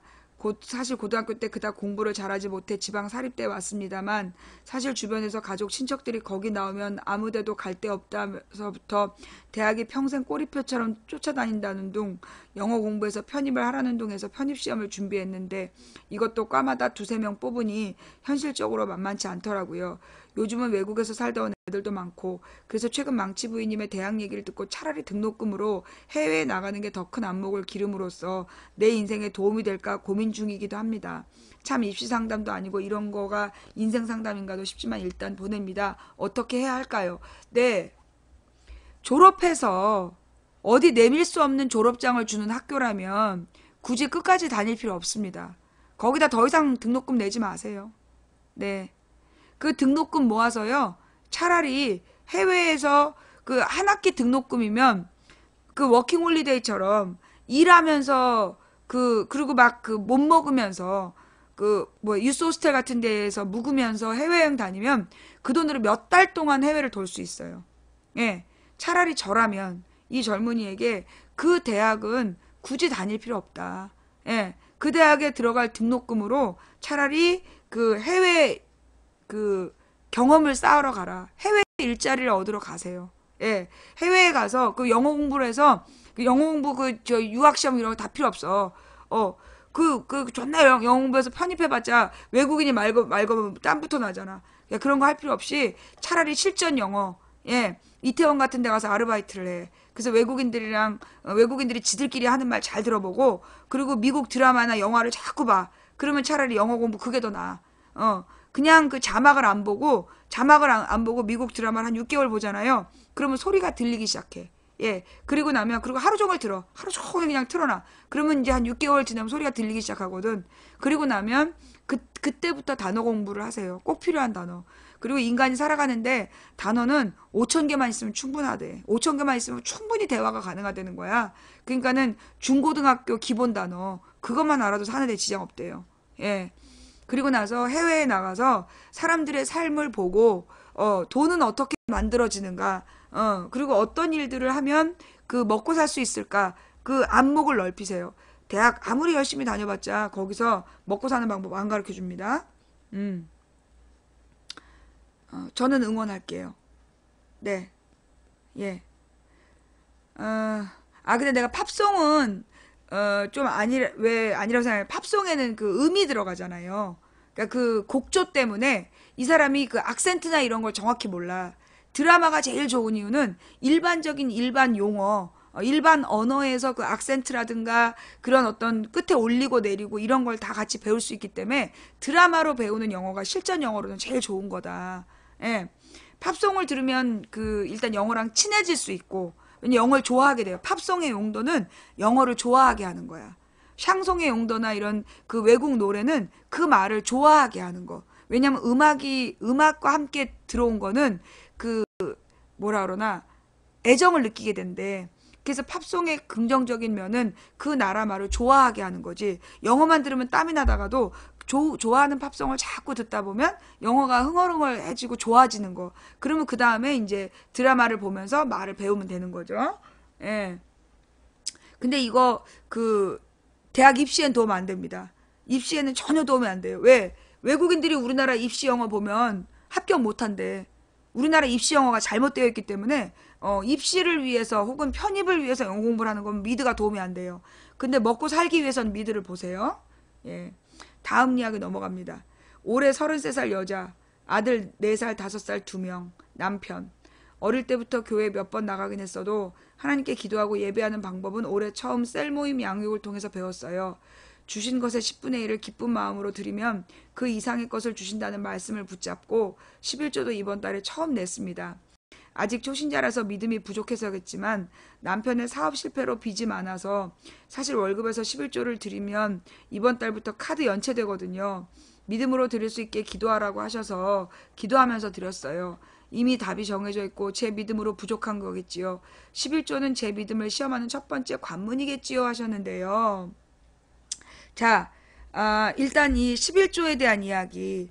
먼저 그 남들이 권해서 하는 11조는 절대 복이 되지 않습니다. 예. 남들이 권해서 하는 11조는 절대로 복이 되지 않아요. 예. 그러니까 그 11조는 강요하면 안 돼요. 그리고 11조를 내면 더 많이 받는다? 그렇게 얘기하는 교회는 좀 이상한 교회예요. 예. 11조를 하면 더 많이 받게 된다. 그렇게 얘기하는 건 그건 이상한 교회야. 그건 강요하는 거거든요. 믿음으로 드려라. 뭐 이렇게 얘기하면 안 되는 거야. 강요하면 안 돼요. 11조는 어떤 마음으로 드리는 거냐면 내 모든 돈이 하나님의 것인데 이 하나님께서 나한테 이렇게 많이 주셨는데 이게 다 하나님 거야. 근데 내가 하나님께 정말 감사 표시를 하고 싶다. 그럴 때 10분의 1이라도 드리고 싶을 때 그때 드리는 게 11조예요. 그러니까 막 이걸 드리면 더 많이 준다라는 말에 속아서 드렸으면 사기당하신 겁니다. 그런 마음으로 드리면 절대 돈 더 안 들어와요. 예. 진짜 내 마음에 이 모든 돈이 하나님의 돈이다 싶어서 이 은혜를 이걸 다 하나님께 돌려드리고 싶은데 돌려드리면 우리가 먹고 살 수는 없고 적어도 10분의 1이라도 하나님께 감사 표시하고 싶다. 그래서 이 돈으로 교회가 다른 가난한 사람들을 돕는 일에 쓸 수 있다면 이게 하나님의 마음이지 라는 마음이 들 때 드리는 게 11조예요. 그러니까 이 셀 모임에서 11조의 의무를 막 설명했다 그래서 그 억지로 드리시면 안 되는 거예요. 그 다음 두 번째 문제는 정말 11조 때문에 카드 결제를 못하는 걸까요? 님의 그 지출 내역서를 한번 쭉 써보세요. 예, 님이 받은 월급에 지출 내역서를 한번 쭉 써보시고 정말로 카드 연체가 11조 때문인가?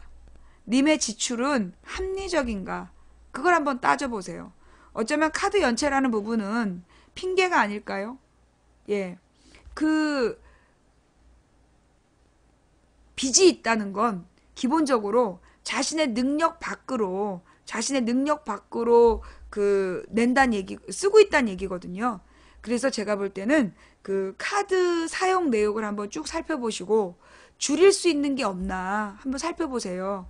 그래서 도저히 줄일 수 없다. 그렇다면 정말로 10의 1조가 아니라 100의 1조라도 하나님 제가 정말 죄송한데 11조를 드리고 싶지만 제가 이 빚이 많아서 이 딱 필요한 정말 그 뭐라나 하나도 사치품 없이 썼는데도 드릴 돈이 이것밖에 없습니다. 정말 죄송합니다. 눈물을 흘리면서 100분의 1, 1000분의 1을 드려도 하나님은 이게 네가 가진 게 전부구나. 그럼 받으셔요. 그러니 10분의 1이라는 숫자에 연연하지 마시고 이걸 헌금을 하면 더 많이 주시겠지. 이게 무슨 경마니? 배당금 받아? 아주 그냥 교회에서 말이에요. 이 11조를 가지고 교인들을 어떻게든지 땡겨 먹으려고 아주 장사치들이 너무 많아. 이 11조는 그런 마음으로 드리는 거 아니에요. 정말로 드릴 때 눈물 흘리면서 드릴 때 그때 하나님이 그 돈을 보시는 거예요. 양이 아무리 많은 건 상관이 없어. 돈의 양은 소용없다니까. 그게 정말로 어떤 마음으로 드리느냐를 보는 거예요. 아까운 마음으로 드린 헌금은 헌금이 아니야. 하나님이 안 받으셔요. 심지어 이런 사람들이 있어. 어떤 장로들이 자기가 건축헌금 얼마 했으니까 교회 지분이 얼마다. 주식 투자하니? 시벌놈들아? 아주 그 11조 하면 몇 배로 갚는다. 경마해? 건축헌금 얼마 했으니까 교회 지분이 얼마래. 주식 투자하니? 교인들이 이따위로 살고 있으니까 하나님이 정말 마음이 가난해지신다니까? 복을 주고 싶어도 줄 수가 없어. 예. 이 헌금은요. 정말 감사하고 기쁜 마음으로 드릴 때 의미가 있는 거다. 그리고 무슨 그 점쟁이한테 복채 내듯이 그렇게 내면 그거 헌금 아니에요. 하나님이 주신 것에 대한 너무 감사한 마음. 그 감사한 마음의 표시로 드리는 거야. 그리고 이 돈이 나보다 더 가난한 사람들에게 그 도움을 줄 수 있기를 바라는 마음으로 드릴 때 그게 진짜 헌금이에요. 그래서 이 하나님께서는 예수님께서는 돈을 많이 드린 부자의 헌금보다 그 과부의 2렙돈 아주 하찮은 헌금을 더 귀하게 보신 거야. 그게 저게 저 과부가 가진 전 재산이다. 돈의 양이 많고 적음을 따지지 않으세요. 마음을 보시는 거야. 자, 죄송해요. 오늘 제가 좀 인생 상담이 아니라 너무 세지? 미안합니다. 예. 이거 오늘은 상담 못할 것 같아. 내가 마음 상태가 너무나 막 그 분노가 일어나가지고. 왜 또 분노가 됐냐면 그 누가 방송을 부탁을 하는 거야. 이 대선 관한 방송을 좀 부탁을 했는데 거기서 막 내가 화가 났어. 왜 화가 났냐면 내가 그 선거 저기 2012년에 말도 안 되는 이유로 선거법에 걸려서 내가 선거에 대해서 한마디도 할 수 없잖아. 근데 그런 걸 알만한 사람인데 뭐 대선 방송하는 게 어떠냐. 나는 매번 선거 때마다 돈 1,000만 원씩 드리고 변호사 자문을 구해서 검찰 조사를 받아요. 근데 내가 그동안 쓴 돈이 얼만데 그 12년에 얼토당토하는 그 고소고발한 인간들 때문에 내가 선거 때마다 그 곤욕을 치르고 있어요. 예. 근데 또 방송을 하자는 얘기에 내가 막 마음이 확 상해가지고 그러니까 이제 그 방송 하자는 사람 때문에 상한 게 아니라 내 상황에 막 화가 나는 거지. 다 용서하고 잊었다라고 생각했는데도 그날의 분노가 다시 확 살아나면서 응. 그래서 내가 지금 마음도 안 좋은데 이 더플랜 때문에 정신 못 차리는 인간들 때문에 화가 막 꾸역꾸역 올라와가지고 예. 다음 이야기로 그래서 오늘 상담이 좀 너무 독해. 도움이 안 되면 그 안 들으셔도 돼요. 예, 죄송합니다. 예, 제 마음 상태가 그 상담을 할 만한 상태가 못 되는 것 같아요. 예, 정말 죄송하다는 마음.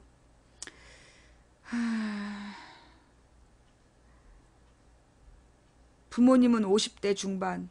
어머님이 음식을 너무 안 먹습니다. 건강식품에 의존.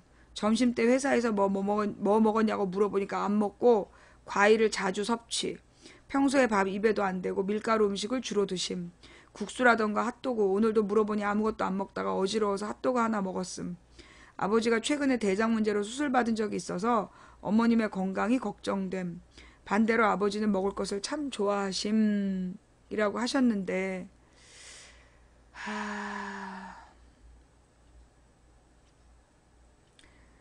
따님? 네, 냅두세요. 예. 그 먹는 습관, 못 고쳐요. 예. 어떡하겠어요. 어머님이 50대 중반인데, 어떡하겠어. 못 말려요. 그냥 냅두세요. 예. 그리고, 대신, 부모님이, 그러니까 보니까 이 어머님이 뭐 핫도그라든가 뭐 밀가루 뭐 이런 거, 주전부리를 좋아하시는 것 같은데, 이 자연드림이라든가 뭐 이렇게 아이쿱 이런 생협에서 파는 질 좋은 유기농 주전부리를 집안에 여기저기 비치해 놔서 어머님의 입맛이 조금 건강식으로 바뀔 수 있도록 해드리는 것 말고는 방법이 없어요. 보니까 아버지도 대장 문제로 수술하셨다는 걸로 봐서 고기 많이 드셨을 것 같아. 이거는 두 분이 이 직장 생활 하시면서 사실 이렇게 보니까 어머님이 직장 생활 하신다는 얘기잖아요. 그죠? 예.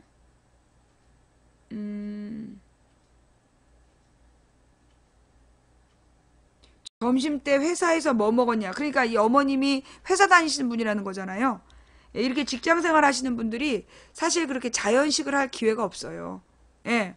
아이쿱. 예. 아이쿱 이런 저기 생협이나 이런 데서는 웬만하면 친환경 농산물들을 가지고 재료를 만드니까 거기서 만든 간식들을 좀 사드리는 게 낫고요. 이게 이제 두 분이 직장 생활 하시다 보면 남자들은 술 좋아하고 고기 좋아하고 왜냐하면 남자들이 하루 종일 쌓인 스트레스를 하루 종일 쌓인 스트레스를 저녁 때 술 먹고 고기 먹으면서 풀거든. 너무나 긴장돼서 있었기 때문에 저녁 때 술 한 잔에 삼겹살을 먹어야 그래야 이렇게 좀 속이 든든하고 마음의 위로가 되는 거야. 그래서 자꾸 먹는데 그게 대장을 썩게 만드는 대장암의 가장 원인이죠. 삼겹살의 소주가 만병의 근원이에요. 품지 않는 이 시련의 눈으로 실어 네. 그래서 그래서 와인을 드시면 와인을 드실 수 있도록 그리고 이제 단 와인 말고 단와인은 머리가 아파요. 그러니까 달지 않은 막걸리는 그게 생막걸리라 그래가지고 그 전통 막걸리예요. 근데 막 이 뭐 한 달 넘는 그런 막걸리들은 그게 이제 그 일본식 막걸리야. 안 좋은 술. 예. 막걸리도 그 뭐 한 이렇게 일본식으로 만든 막걸리는 좋은 술이 아니다. 예. 그리고 이제 그 일본식 술 마시는 습관으로 정종 드시는 분들, 정종은 꼭 데펴서 먹어야 된다. 예, 예, 예. 그래서 그 이 술에도 다 종류가 있는데, 그 뭐라 그러나, 고기를 먹을 때는 레드 와인, 예, 고기를 먹을 때는 레드 와인이랑 먹는 게 좋다더라. 예, 그리고 그 삼겹살은 별로 안 좋은 고기예요. 원래 삼겹살이 그 제일 싼 고기야. 기름이 많아서. 그래서 그 삼겹살은 원래 다 버리던 고기라 그게 되게 싸니까 옛날에 이제 막장에서 그 뭐라 그러나 광산에 계시는 분들이 석탄을 흡입하면서 일을 하고 그 저기 돼지 기름을 먹으면 삼겹살을 먹고 돼지 기름을 먹으면 목이 좀 부드러워진다. 그런 속설 때문에 그래서 이제 삼겹살을 먹기 시작했는데 그래서 삼겹살이 서민 음식 이러면서 그 고소한 그 돼지 기름이 타면서 고소한 맛을 내는 것 때문에 사람들이 삼겹살을 먹기 시작했는데 그 삼겹살이 건강에 굉장히 안 좋아요. 그래서 차라리 목살, 예, 목살이나 전지살 이런 것들을 기름을 제거하고 구워서 드시는 예, 그런 음식을 해서 부모님께 잘 이렇게 초대해서 그런 걸 드시게끔 유도해 보는 거, 예, 그게 좀 낫지 않을까. 그래서 좀 괜찮은 음식을 드시는 습관을 들여야지 잔소리만 해서 되는 건 아니다, 부모님께. 예, 답변이 안 되셨다면 죄송하고요.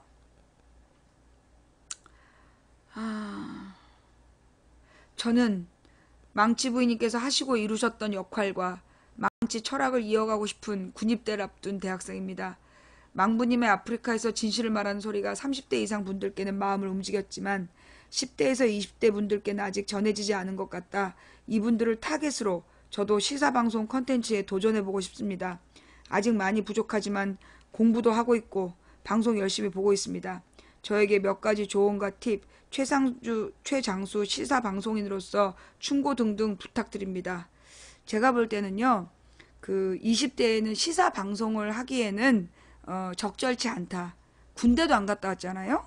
예, 군대도 안 갔다 왔기 때문에 제가 볼 때 이 시사방송이라는 건 그렇게 막 그냥 떠든다고 되는 게 아니에요. 인생의 경험이 있어야 돼. 그 적어도 군대 갔다 오고 그리고 공부도 마치고 그리고 직장도 몇 가지 경험해 보고 그래야 시사가 보여요. 그런 경험이 없이 그냥 시사로 들어가잖아. 그러면 이게 깊이가 없기 때문에 예. 근데 시사 방송이 한때 되게 많았어요. 근데 이 많은 시사 방송들이 이 한계에 부딪히는 게 뭐냐면 결국 경험치의 한계야. 입으로 막 이렇게 말재주가 좋은 사람들이 학벌 팔고 그 떠들 수는 있어요. 근데 그런 건 오래 못 가요. 그게 왜 그러냐면 시사는 삶의 이야기거든. 망치 부인이 그 최장수 시사 방송을 할 수 있었던 이유는 뭐냐면 내가 나이가 내일 모레 50이고 그리고 이 직장 생활도 해보고 인생의 경험이 있는 게 그게 내 경험을 가지고 시사 문제를 보니까 그 시사 문제들이 어떤 의미인지를 연관을 지을 수 있는 거예요. 그러니까 그 나의 시사가 다른 사람의 시사하고 좀 다른 거거든요. 그래서 내가 이 젊은이한테 해주고 싶은 얘기는 지금 섣불리 시사 방송을 할 생각 하지 말고 책을 한 1000권을 읽겠다. 예. 그 인문학 책부터 해서 그 석학들의 책을 1000권 정도 읽겠다. 1000권은 읽어야 시사할 수 있어요. 예. 1000권 정도를 읽고 그리고 내가 정말로 한 1000명하고 대화 한번 해보겠다.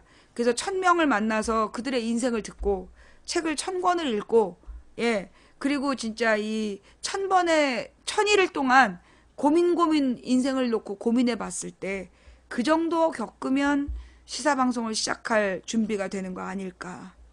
예. 시사는 좀 준비된 사람이 해야 돼요. 그리고 가능하면 여러 가지 직업도 경험해 봐야 돼. 직업을 경험해 보지 않고 그냥 시사를 하잖아요. 그러면 뭐냐면 이론이야. 그 이론은 이게 참 웃기는 거야.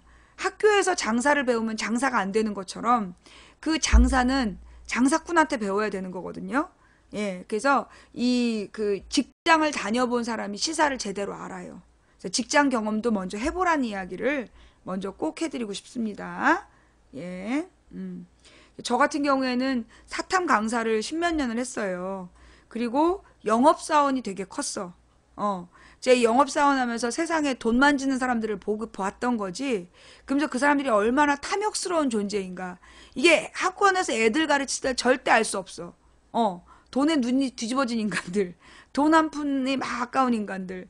그러면서도 얼마 못 벌면서도 가족을 생각하는 사람들. 아주 다양한 이 사람들을 만났던 게 영업사원 경험이었고, 그 다음에 이제 여의도에서 4년 동안 정치연구소에 있으면서 그 정치판이라는 게 어떻게 돌아가고 어떤 원리를 갖고 있구나. 그리고 어떻게 망하고 흥하는구나. 한 정당의 탄생부터 그 종말을 보고 나니까, 그게 내가 지금 시사방송을 하는데 굉장히 큰 그 경험치가 됐거든요. 예. 그리고, 그러니까 이제 제가 해드리고 싶은 얘기는 먼저 경험하고 배워라. 그리고 나서 시사를 해라. 쉽게 시사했다가 망하는 사람 여러 봤다. 그냥 말장난으로 끝나요. 예. 그 다음에 오늘 내가 너무 교만한가? 내가 너무 교만한가? 예. 죄송해요. 제가 너무 교만하게 보였다면 인생 상담 신청하신 분께 죄송하다는 말씀 드립니다. 저는 40대 초반의 기혼 여성이고 현직 교사로 중등학교에서 15년간 근무하다가 당시 학교의 모 부장교사와 교감의 성희롱 및 허위사실 유포로 인해 결백을 주장하다 오히려 제가 스스로 퇴직할 수밖에 없는 지경에 이르러 퇴직 후 지금은 다른 지역에서 기간제 교사로 근무하며 15년 만에 다시 임용고시를 준비하고 있습니다. 미련 없이 버리고 나왔다지만 가끔씩 들끓는 그들에 대한 분노로 힘이 들고 지금이라도 교육당국에 접수하면 처벌할 수 있다지만 그렇게까지 해야 하느냐는 갈등 사이에서 때때로 딜레마에 빠집니다. 그들을 지금이라도 용서라는 미명하에 과거로 덮는 게 나을지 지금이라도 적법한 처벌을 받게 하는 게 나을지 조언을 부탁드립니다. 이게 어느 시점이 중요한데요. 이 성희롱 문제도 저기가 있어요. 공소시효. 예. 이런 성희롱 문제의 공소시효를 한번 그 변호사랑 의논을 해보시는 게 좋을 것 같고요. 그 다음에 아마 공소시효가 지났으면 처벌이, 예, 가벼워질 수밖에 없어요. 너무 오래 고생하시면서 시간이 오래 지났으면 이게 공소시효가 없을 수 있습니다. 이거 지났을 수 있어요. 그러면 이거는 이제 처벌이 안 돼요. 예. 처벌이 안 될 수 있고요. 근데 보니까 이제 15년간 근무하다가 그만두고 기간제 교사를 하면서 다시 15년 만에 임용고시를 준비한다는 거야. 그러니까 이게 지금 그만둔 지 얼마 안 된 거야. 그죠? 그만둔 지 그러니까 1년이 안 됐다는 거예요. 자, 그렇다라면 이 부분은 교육청에 고발하셔야 돼요. 예. 교육청에 제보하시고요.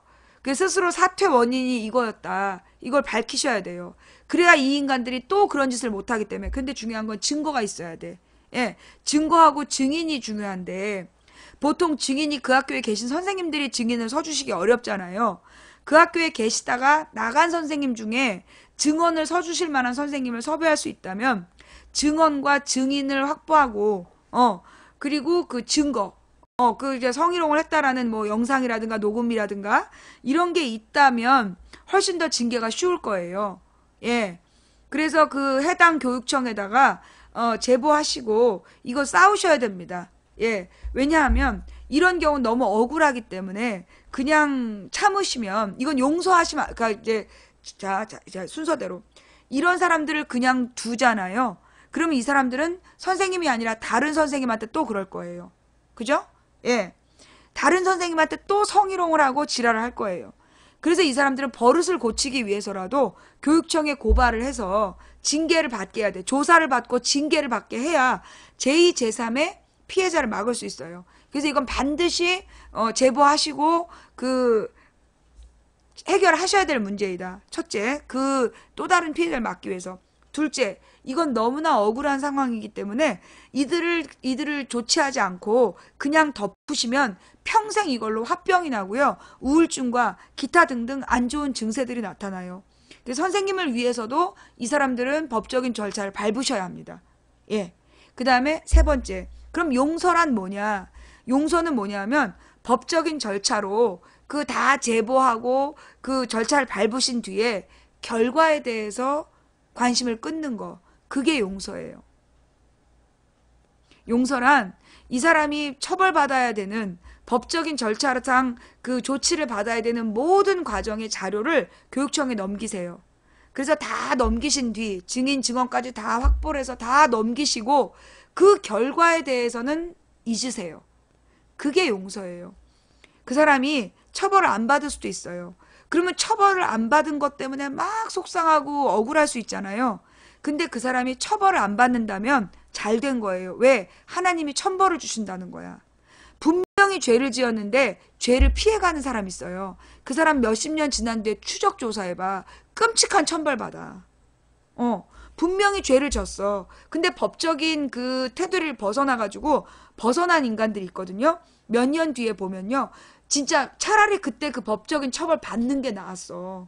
나중에 하나님이 천벌을 내리신다니까 너무너무 잔혹한 천벌을 내리셔요. 그러니까 그 사람이 그 법적인 처벌을 받았든 징계를 받았든 잊어버리세요.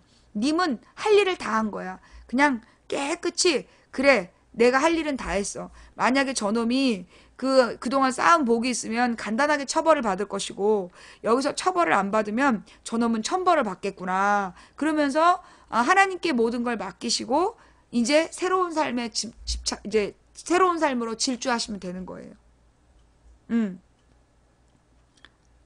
그게 제가 해드릴 수 있는 제 수준의 그 상담인데 도움이 안 되셨다면 예, 죄송합니다. 예.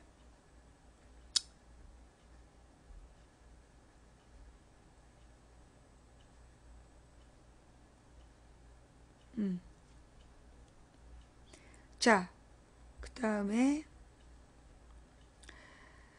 이분은 인생 상담이란 제목을 쓰시고 방을 만드셨는데요. 예, 그냥 내용에다 인생 상담 쓰시고 본인의 이름을 쓰시면 되는 거였어요. 예. 21살 시흥에 사는 남자입니다. 초등학교 때 한약을 잘못 먹어서 자가 면역 질환에 걸려 치료를 받으면서 살아오고 있습니다. 특성화고를 나와서 병 때문에 4급 판정을 받을 것 같아 병역 특례를 받기 위해 일찍 회사에 입사했습니다. 그런데 6급 병력 면제가 나왔습니다. 이 회사에 다닐 이유가 없고 대학을 갈까 고민을 하다가 1년이 지났습니다. 요새 일도 많아지고 상사분의 구박이 심해지고 못마땅해 하시고 하시니 스트레스가 쌓여 병이 악화됐습니다. 그래서 회사를 나와 쉬면서 대학을 갈까? 대학은 저희 아버지가 5.18 국가유공자입니다. 혜택을 받고 대학을 갈까? 회사에 남을까? 망설이고 있습니다. 조언을 듣고 싶습니다. 일단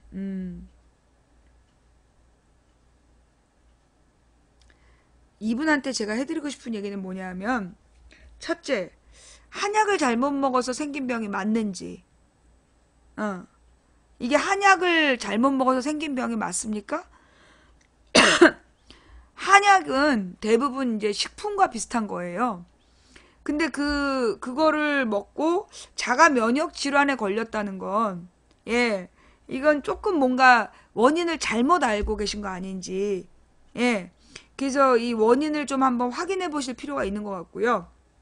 두 번째로는 이분이 지금 4급 판정을 받을 것 같아서 병역 특례 회사에 입사를 했어. 이분은 어떤 스타일이냐면 미리 막 계산을 하고 걱정을 해가지고 뭔가를 하는 스타일이야. 근데 6급 면제가 나온 거야. 병 때문에. 자가 면역 질환. 이러면 군대 못 가. 그래갖고 이제 이분이 군대를 못 가는데 병역 특례 회사를 계속 다닐 필요가 없는 거죠. 그죠? 예. 계속 그 회사를 다닐 필요는 저는 없다라고 보여요.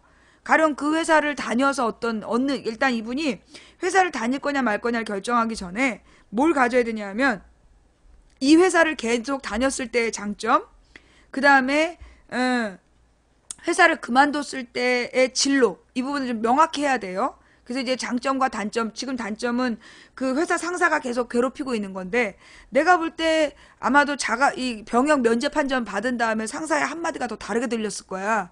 그 전에는 어떻게든지 병역 특례를 받기 위해서, 그 상사가 뭐라고 씹어대든 참았는데, 일단 병역 면접 판정 받고 나니까 그다음부터 상사의 말이 다르게 들렸을 거예요. 그런 심리적인 원인이 더 먼저 있었을 것이다. 라는 생각이 들고, 제가 볼 때는 이제 지금 이분이 또 이제 자기 5.18 국가 유공자 자격을 가지고 대학을 갈까 뭐 이런 계산을 하시는 것 같은데, 제가 이분한테 뭐 드리고 싶은 얘기는요. 뭘 하기 전에 먼저 인생이란 무엇인지에 대해서 진지한 고민을 좀 해보셨으면 좋겠어요. 이분은 보니까 아주 다양한 뭐라 그러나 조건이나 이런 것들을 빨리 알아보시고 정보에 익숙하고 그래서 막 앞서 나가는 그런 스타일인 것 같아. 근데 이 자가 면역 질환의 가장 나쁜 게 전 스트레스라고 알고 있거든요. 그러니까 이분의 생활 습관이 굉장히 스트레스를 부르는 스타일이에요. 예. 그러니까는 이분의 생활 습관이, 그러니까 사고 방식이나 생활 습관이 스트레스를 굉장히 많이 부르는 스타일이에요. 그러면 병이 계속 더 나빠질 수밖에 없다. 그래서 제가 볼 때는 이분이 가져야 될 자세는 먼저 인생에 대해서 멀리 바라보는 안목을 가질 필요가 있고, 그래서 이렇게 지금 대학을 가냐 회사를 그만두느냐는 전 중요하지 않다고 봐요. 그러니까 대학을 가도 나이가 다르기 때문에 애들하고 어울리지도 못할 거야. 그리고 5.18 유공자라고 해서 갈 수 있는 대학이 좋은 대학들이 별로 없어요. 예, 좋은 대학들이 별로 없어. 그러면 그 대학을 가기 위해서 또 재수하고 고생하고, 그리고 졸업한 다음에도 별달리 학벌이라는 것이 큰 도움이 안 되는 대학을 갈 수밖에 없을 거고, 그러면 대학이 님의 인생에 큰 도움이 안 돼. 다만 허세죠. 대학 졸업했다. 그럴 거면 차라리 지금 병역 특례 업체를 다니면서, 회사를 다니면서 방송대학을 가시는 게 전 낫다 라고 저는 말씀드리고 싶어요. 대학을 정 가고 싶으면 방송대학을 가라. 그런데 이 회사가 정말 병역 특례를 받기 위해서 들어간 회사면 면제를 받는 순간 이 회사의 의미가 사라지는 거야. 제 인생을 왜 이렇게 살아셨을까? 병역 특례, 병역 특례 회사는 그때 가서 들어가지. 근데 이제 지금 이제 이분이 특성화 고등학교를 졸업했고, 그래서 그 고등학교 졸업 증명서를 가지고 여길 들어간 거잖아요. 제가 이분께 해드리고 싶은 얘기는 그래요. 지금 이제 내가 알고 있고 병역 특례 회사가 굉장히 일이 힘들다고 알고 있어. 일이 굉장히 많아요. 근데 이제 이분이 만약에 군대를 대신해서 다니는 거면 그걸 다 참고 다녀야 되잖아.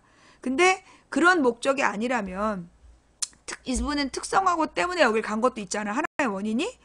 특성화고를 다녀서 간 거고, 특성화고를 졸업하신 분은 3년 정도를 한 회사에서 근무하면 그걸 경력으로 해서 대학을 갈 수 있는 걸로 알아요. 그죠? 예. 그래서 제가 이분께 드리고 싶은 건, 본인의, 지금 이제 이 윗사람이 괴롭힌다 그래서 나가버리면 어딜 가서도 또 도망가요.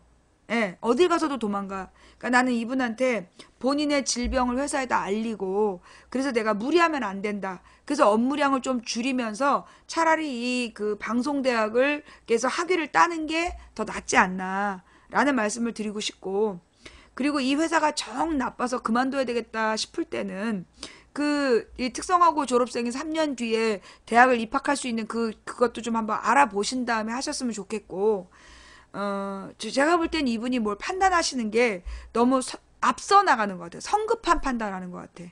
예. 너무나 성급하게 판단을 하시는 분인데, 그러다 보니까 미리 걱정하는 거잖아요. 인생을 좀 여유 있게 사는 자세에 대해서 진지하게 고민을 좀 먼저 해보실 필요가 있다. 그래서 이런 분께 좀 권해드리고 싶은 책이 있는데, 이런 분께 권해드리고 싶은 책은 인생이란 무엇인가에 대해서 깊이 생각할 수 있는 책들. 일단 읽으셨을 수도 있는데, 마음을 열어주는 101가지 이야기라는 게 있어요. 예. 마음을 열어주는 101가지 이야기라는 책이 있는데, 그게 가볍게 직장에 왔다 갔다 하면서 읽을 수 있는 책이거든요. 예. 근데 이제 거기에 아주 다양한 얘기들이 나와요. 그래서 이제 가볍게 인생이란 무엇인가를 생각할 수 있는 책들이에요. 그거를 다 읽으신 다음에는 이렇게 좀 저기 뭐지? 탈무드에 여러 종류가 있어요. 그래서 이제 탈무드의 그 좀 어른들이 보는 탈무드를 한번 이렇게 보실 필요가 있다. 예, 그걸 한번 보시고 그 다음에 그 삼국지를 한번 읽어보시길 바래요. 예, 그 황석영이 쓴 삼국지. 예, 황석영이 쓴 삼국지를 쭉 읽어보면 거기에 이제 이 남자로서 인생을 어떻게 경영해야 될까 그걸 좀 생각할 수 있거든요. 삼국지를 읽어보시고 그 다음에 손자병법을 한번 읽어보시고, 예, 손자병법 그리고 책은담, 이런 책들이 그 좀 인생, 그러니까는 가볍게 시작하는 마음을 열어주는 101가지 이야기, 그 다음에 탈무드, 그리고 이제 삼국지, 그 손자병법, 책은담, 이런 것들을 이렇게 읽다 보면, 좀 이제 오랜 조상들의 지혜도 배우고, 삶을 좀 여유있게 보게 돼요. 이문열의 삼국지는 별로 안 좋아요. 예, 이문열의 삼국지는 너무 그 작가가 잘난 척을 많이 해갖고 도움이 안 돼. 그리고, 그래서 이제 그런 책들을 좀 읽어보면서 인생을 좀 멀리 보는, 그러니까 장편 소설을 좀 읽어볼 필요가 있어요, 이런 분은. 왜냐하면 너무나 이렇게 눈앞에 있는 단기적인 계산을 하고 움직이는 사람인데, 보니까 되게 능력은 있고 부지런한가 봐요. 능력 있고 부지런한 친구인데, 좀 멀리 보는 안목이 필요하니까, 이럴 땐 좀 긴 책을 좀 읽을 필요가 있다. 예, 라는 말씀. 음, 음. 황석영의 삼국지가 좋다. 예. 라는 말씀. 그리고 이제 많은 외국인들이 쓰는 책들은 조금 우리 정서하고 좀 안 맞는 면이 있어요. 예, 우리나라에 와 있는 많은 자기계발서들이 막 긍정의 힘을 막 얘기하는데, 그런 책들은 이분한테 안 좋아. 예. 막 이렇게 소위 보험 영업하고 이런 분들이 권해주시는 책들 있잖아요. 지금 이 사람한테 그 책 안 좋아요. 왜냐하면 그런 책들은 뭔가를 막 더 열심히 하라고, 빨리빨리 하라고 막 그러거든. 근데 막 이렇게 빨리빨리 하라고 그러고 막 그러면 이런 분은 더 악화돼요. 예, 예. 그런 분들은 이 악화되기 때문에, 예. 환단고기 얘기하신 분은 블랙입니다. 예, 네. 네. 그래서 이분은 뭘 막 눈앞에 있는 걸 빨리빨리 해결하려고 하기보다 인생을 멀리 깊이 보는 그거에 지금은 좀 노력할 때다 해서 회사 일은 좀 병을 핑계로 좀 줄이고 그러면서 좀 이렇게 책을 읽으면서 본인의 삶의 자세에 대해서 한번 진지하게 검토해 보실 필요가 있지 않나 감히, 예, 그런 말씀을 좀 드립니다. 자, 예. 음, 음, 음.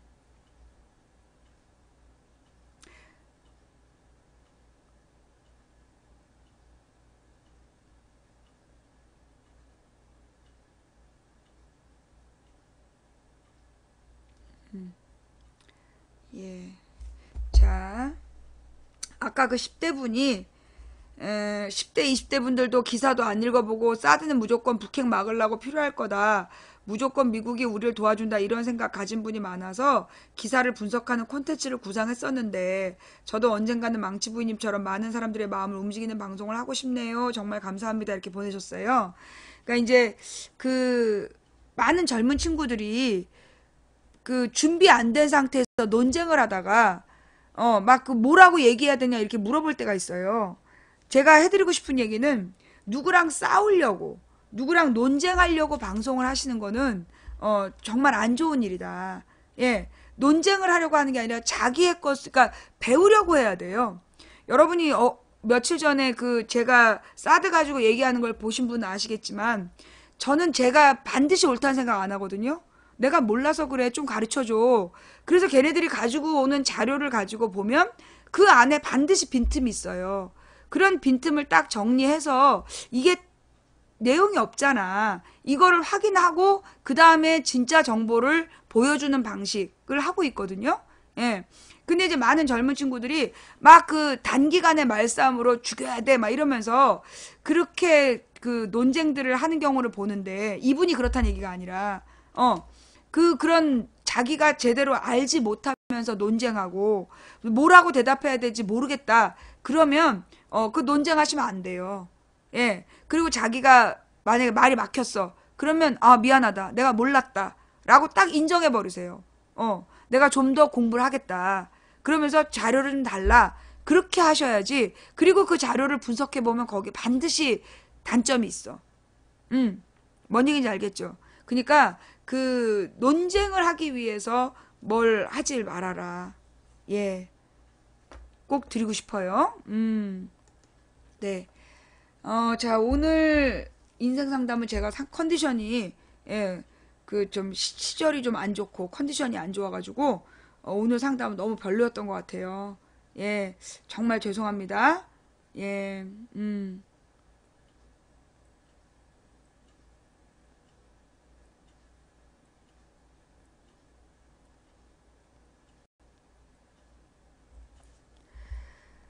어, 최승호 PD가 1000개 이상의 욕을 먹고, 참, 나는 이 1000개의 욕을 한 애들 국정원일 거라고 봐. 최승호 PD의 글을 읽어보니까 논리 정연하더만. 최승호 PD한테 악플을 단 1000명이 나는 상당수가 국정원 네트워크라고 봐요. 예. 그 최승호 PD한테 악플을 단 애들은 내가 볼 때는 그 국정원 네트워크일 거다. 왜냐하면 내가 볼 때 더 플랜을 팔아서 투표할 필요 없다. 그놈이 그놈이다. 그러면서 몰아가려고 나는 이거 작전 피고 있는 거라고 보거든요. 예. 네.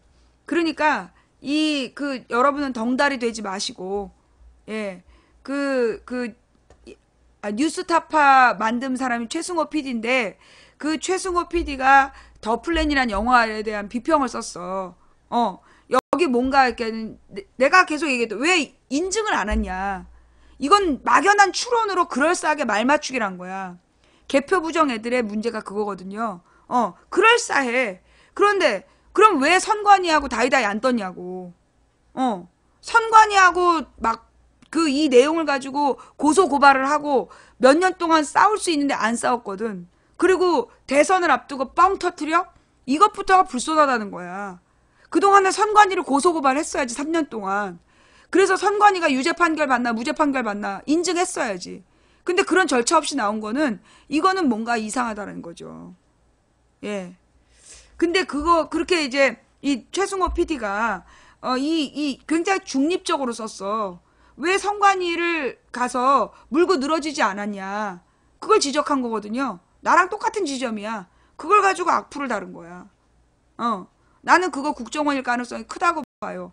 자기도 모르게 최승호 PD한테 악플 달았으면 가서 지우고 사죄하세요. 예. 자, 이거 마지막까지 이놈의 더 플랜 때문에 내가 지금 죄송해요. 예.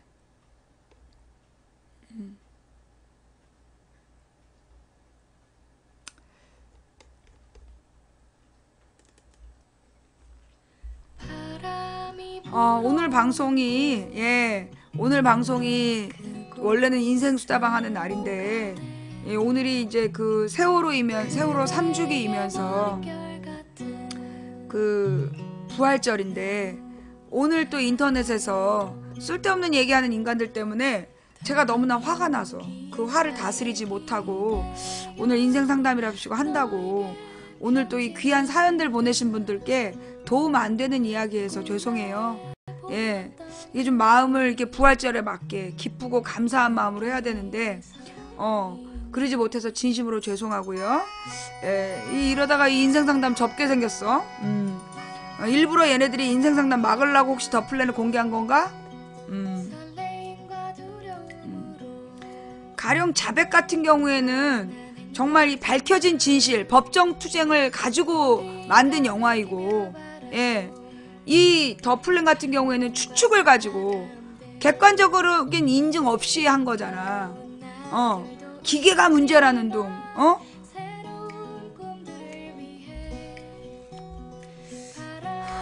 자, 네, 여러분 정말 죄송하고요. 네, 네. 오늘 방송이 좀 까칠했다라면 진심으로 죄송하고, 제가 부족해서 그래요. 제가 아직 내공이 부족해서, 아무리 이래도 열받지 말아야 되는데, 아직은 열을 받네요. 예, 죄송합니다. 저의 부족한 방송 시청해주신 모든 분들께 감사드립니다.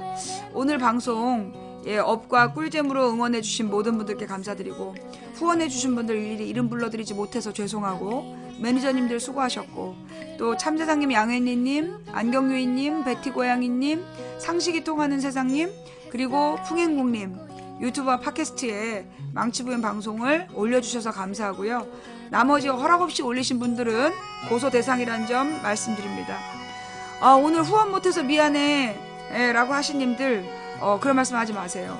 생방송 처음부터 끝까지 시청해주신 게 최고의 후원입니다. 예. 오늘 가짜는 인생수다방 들어주시느라고 고생하셨고요.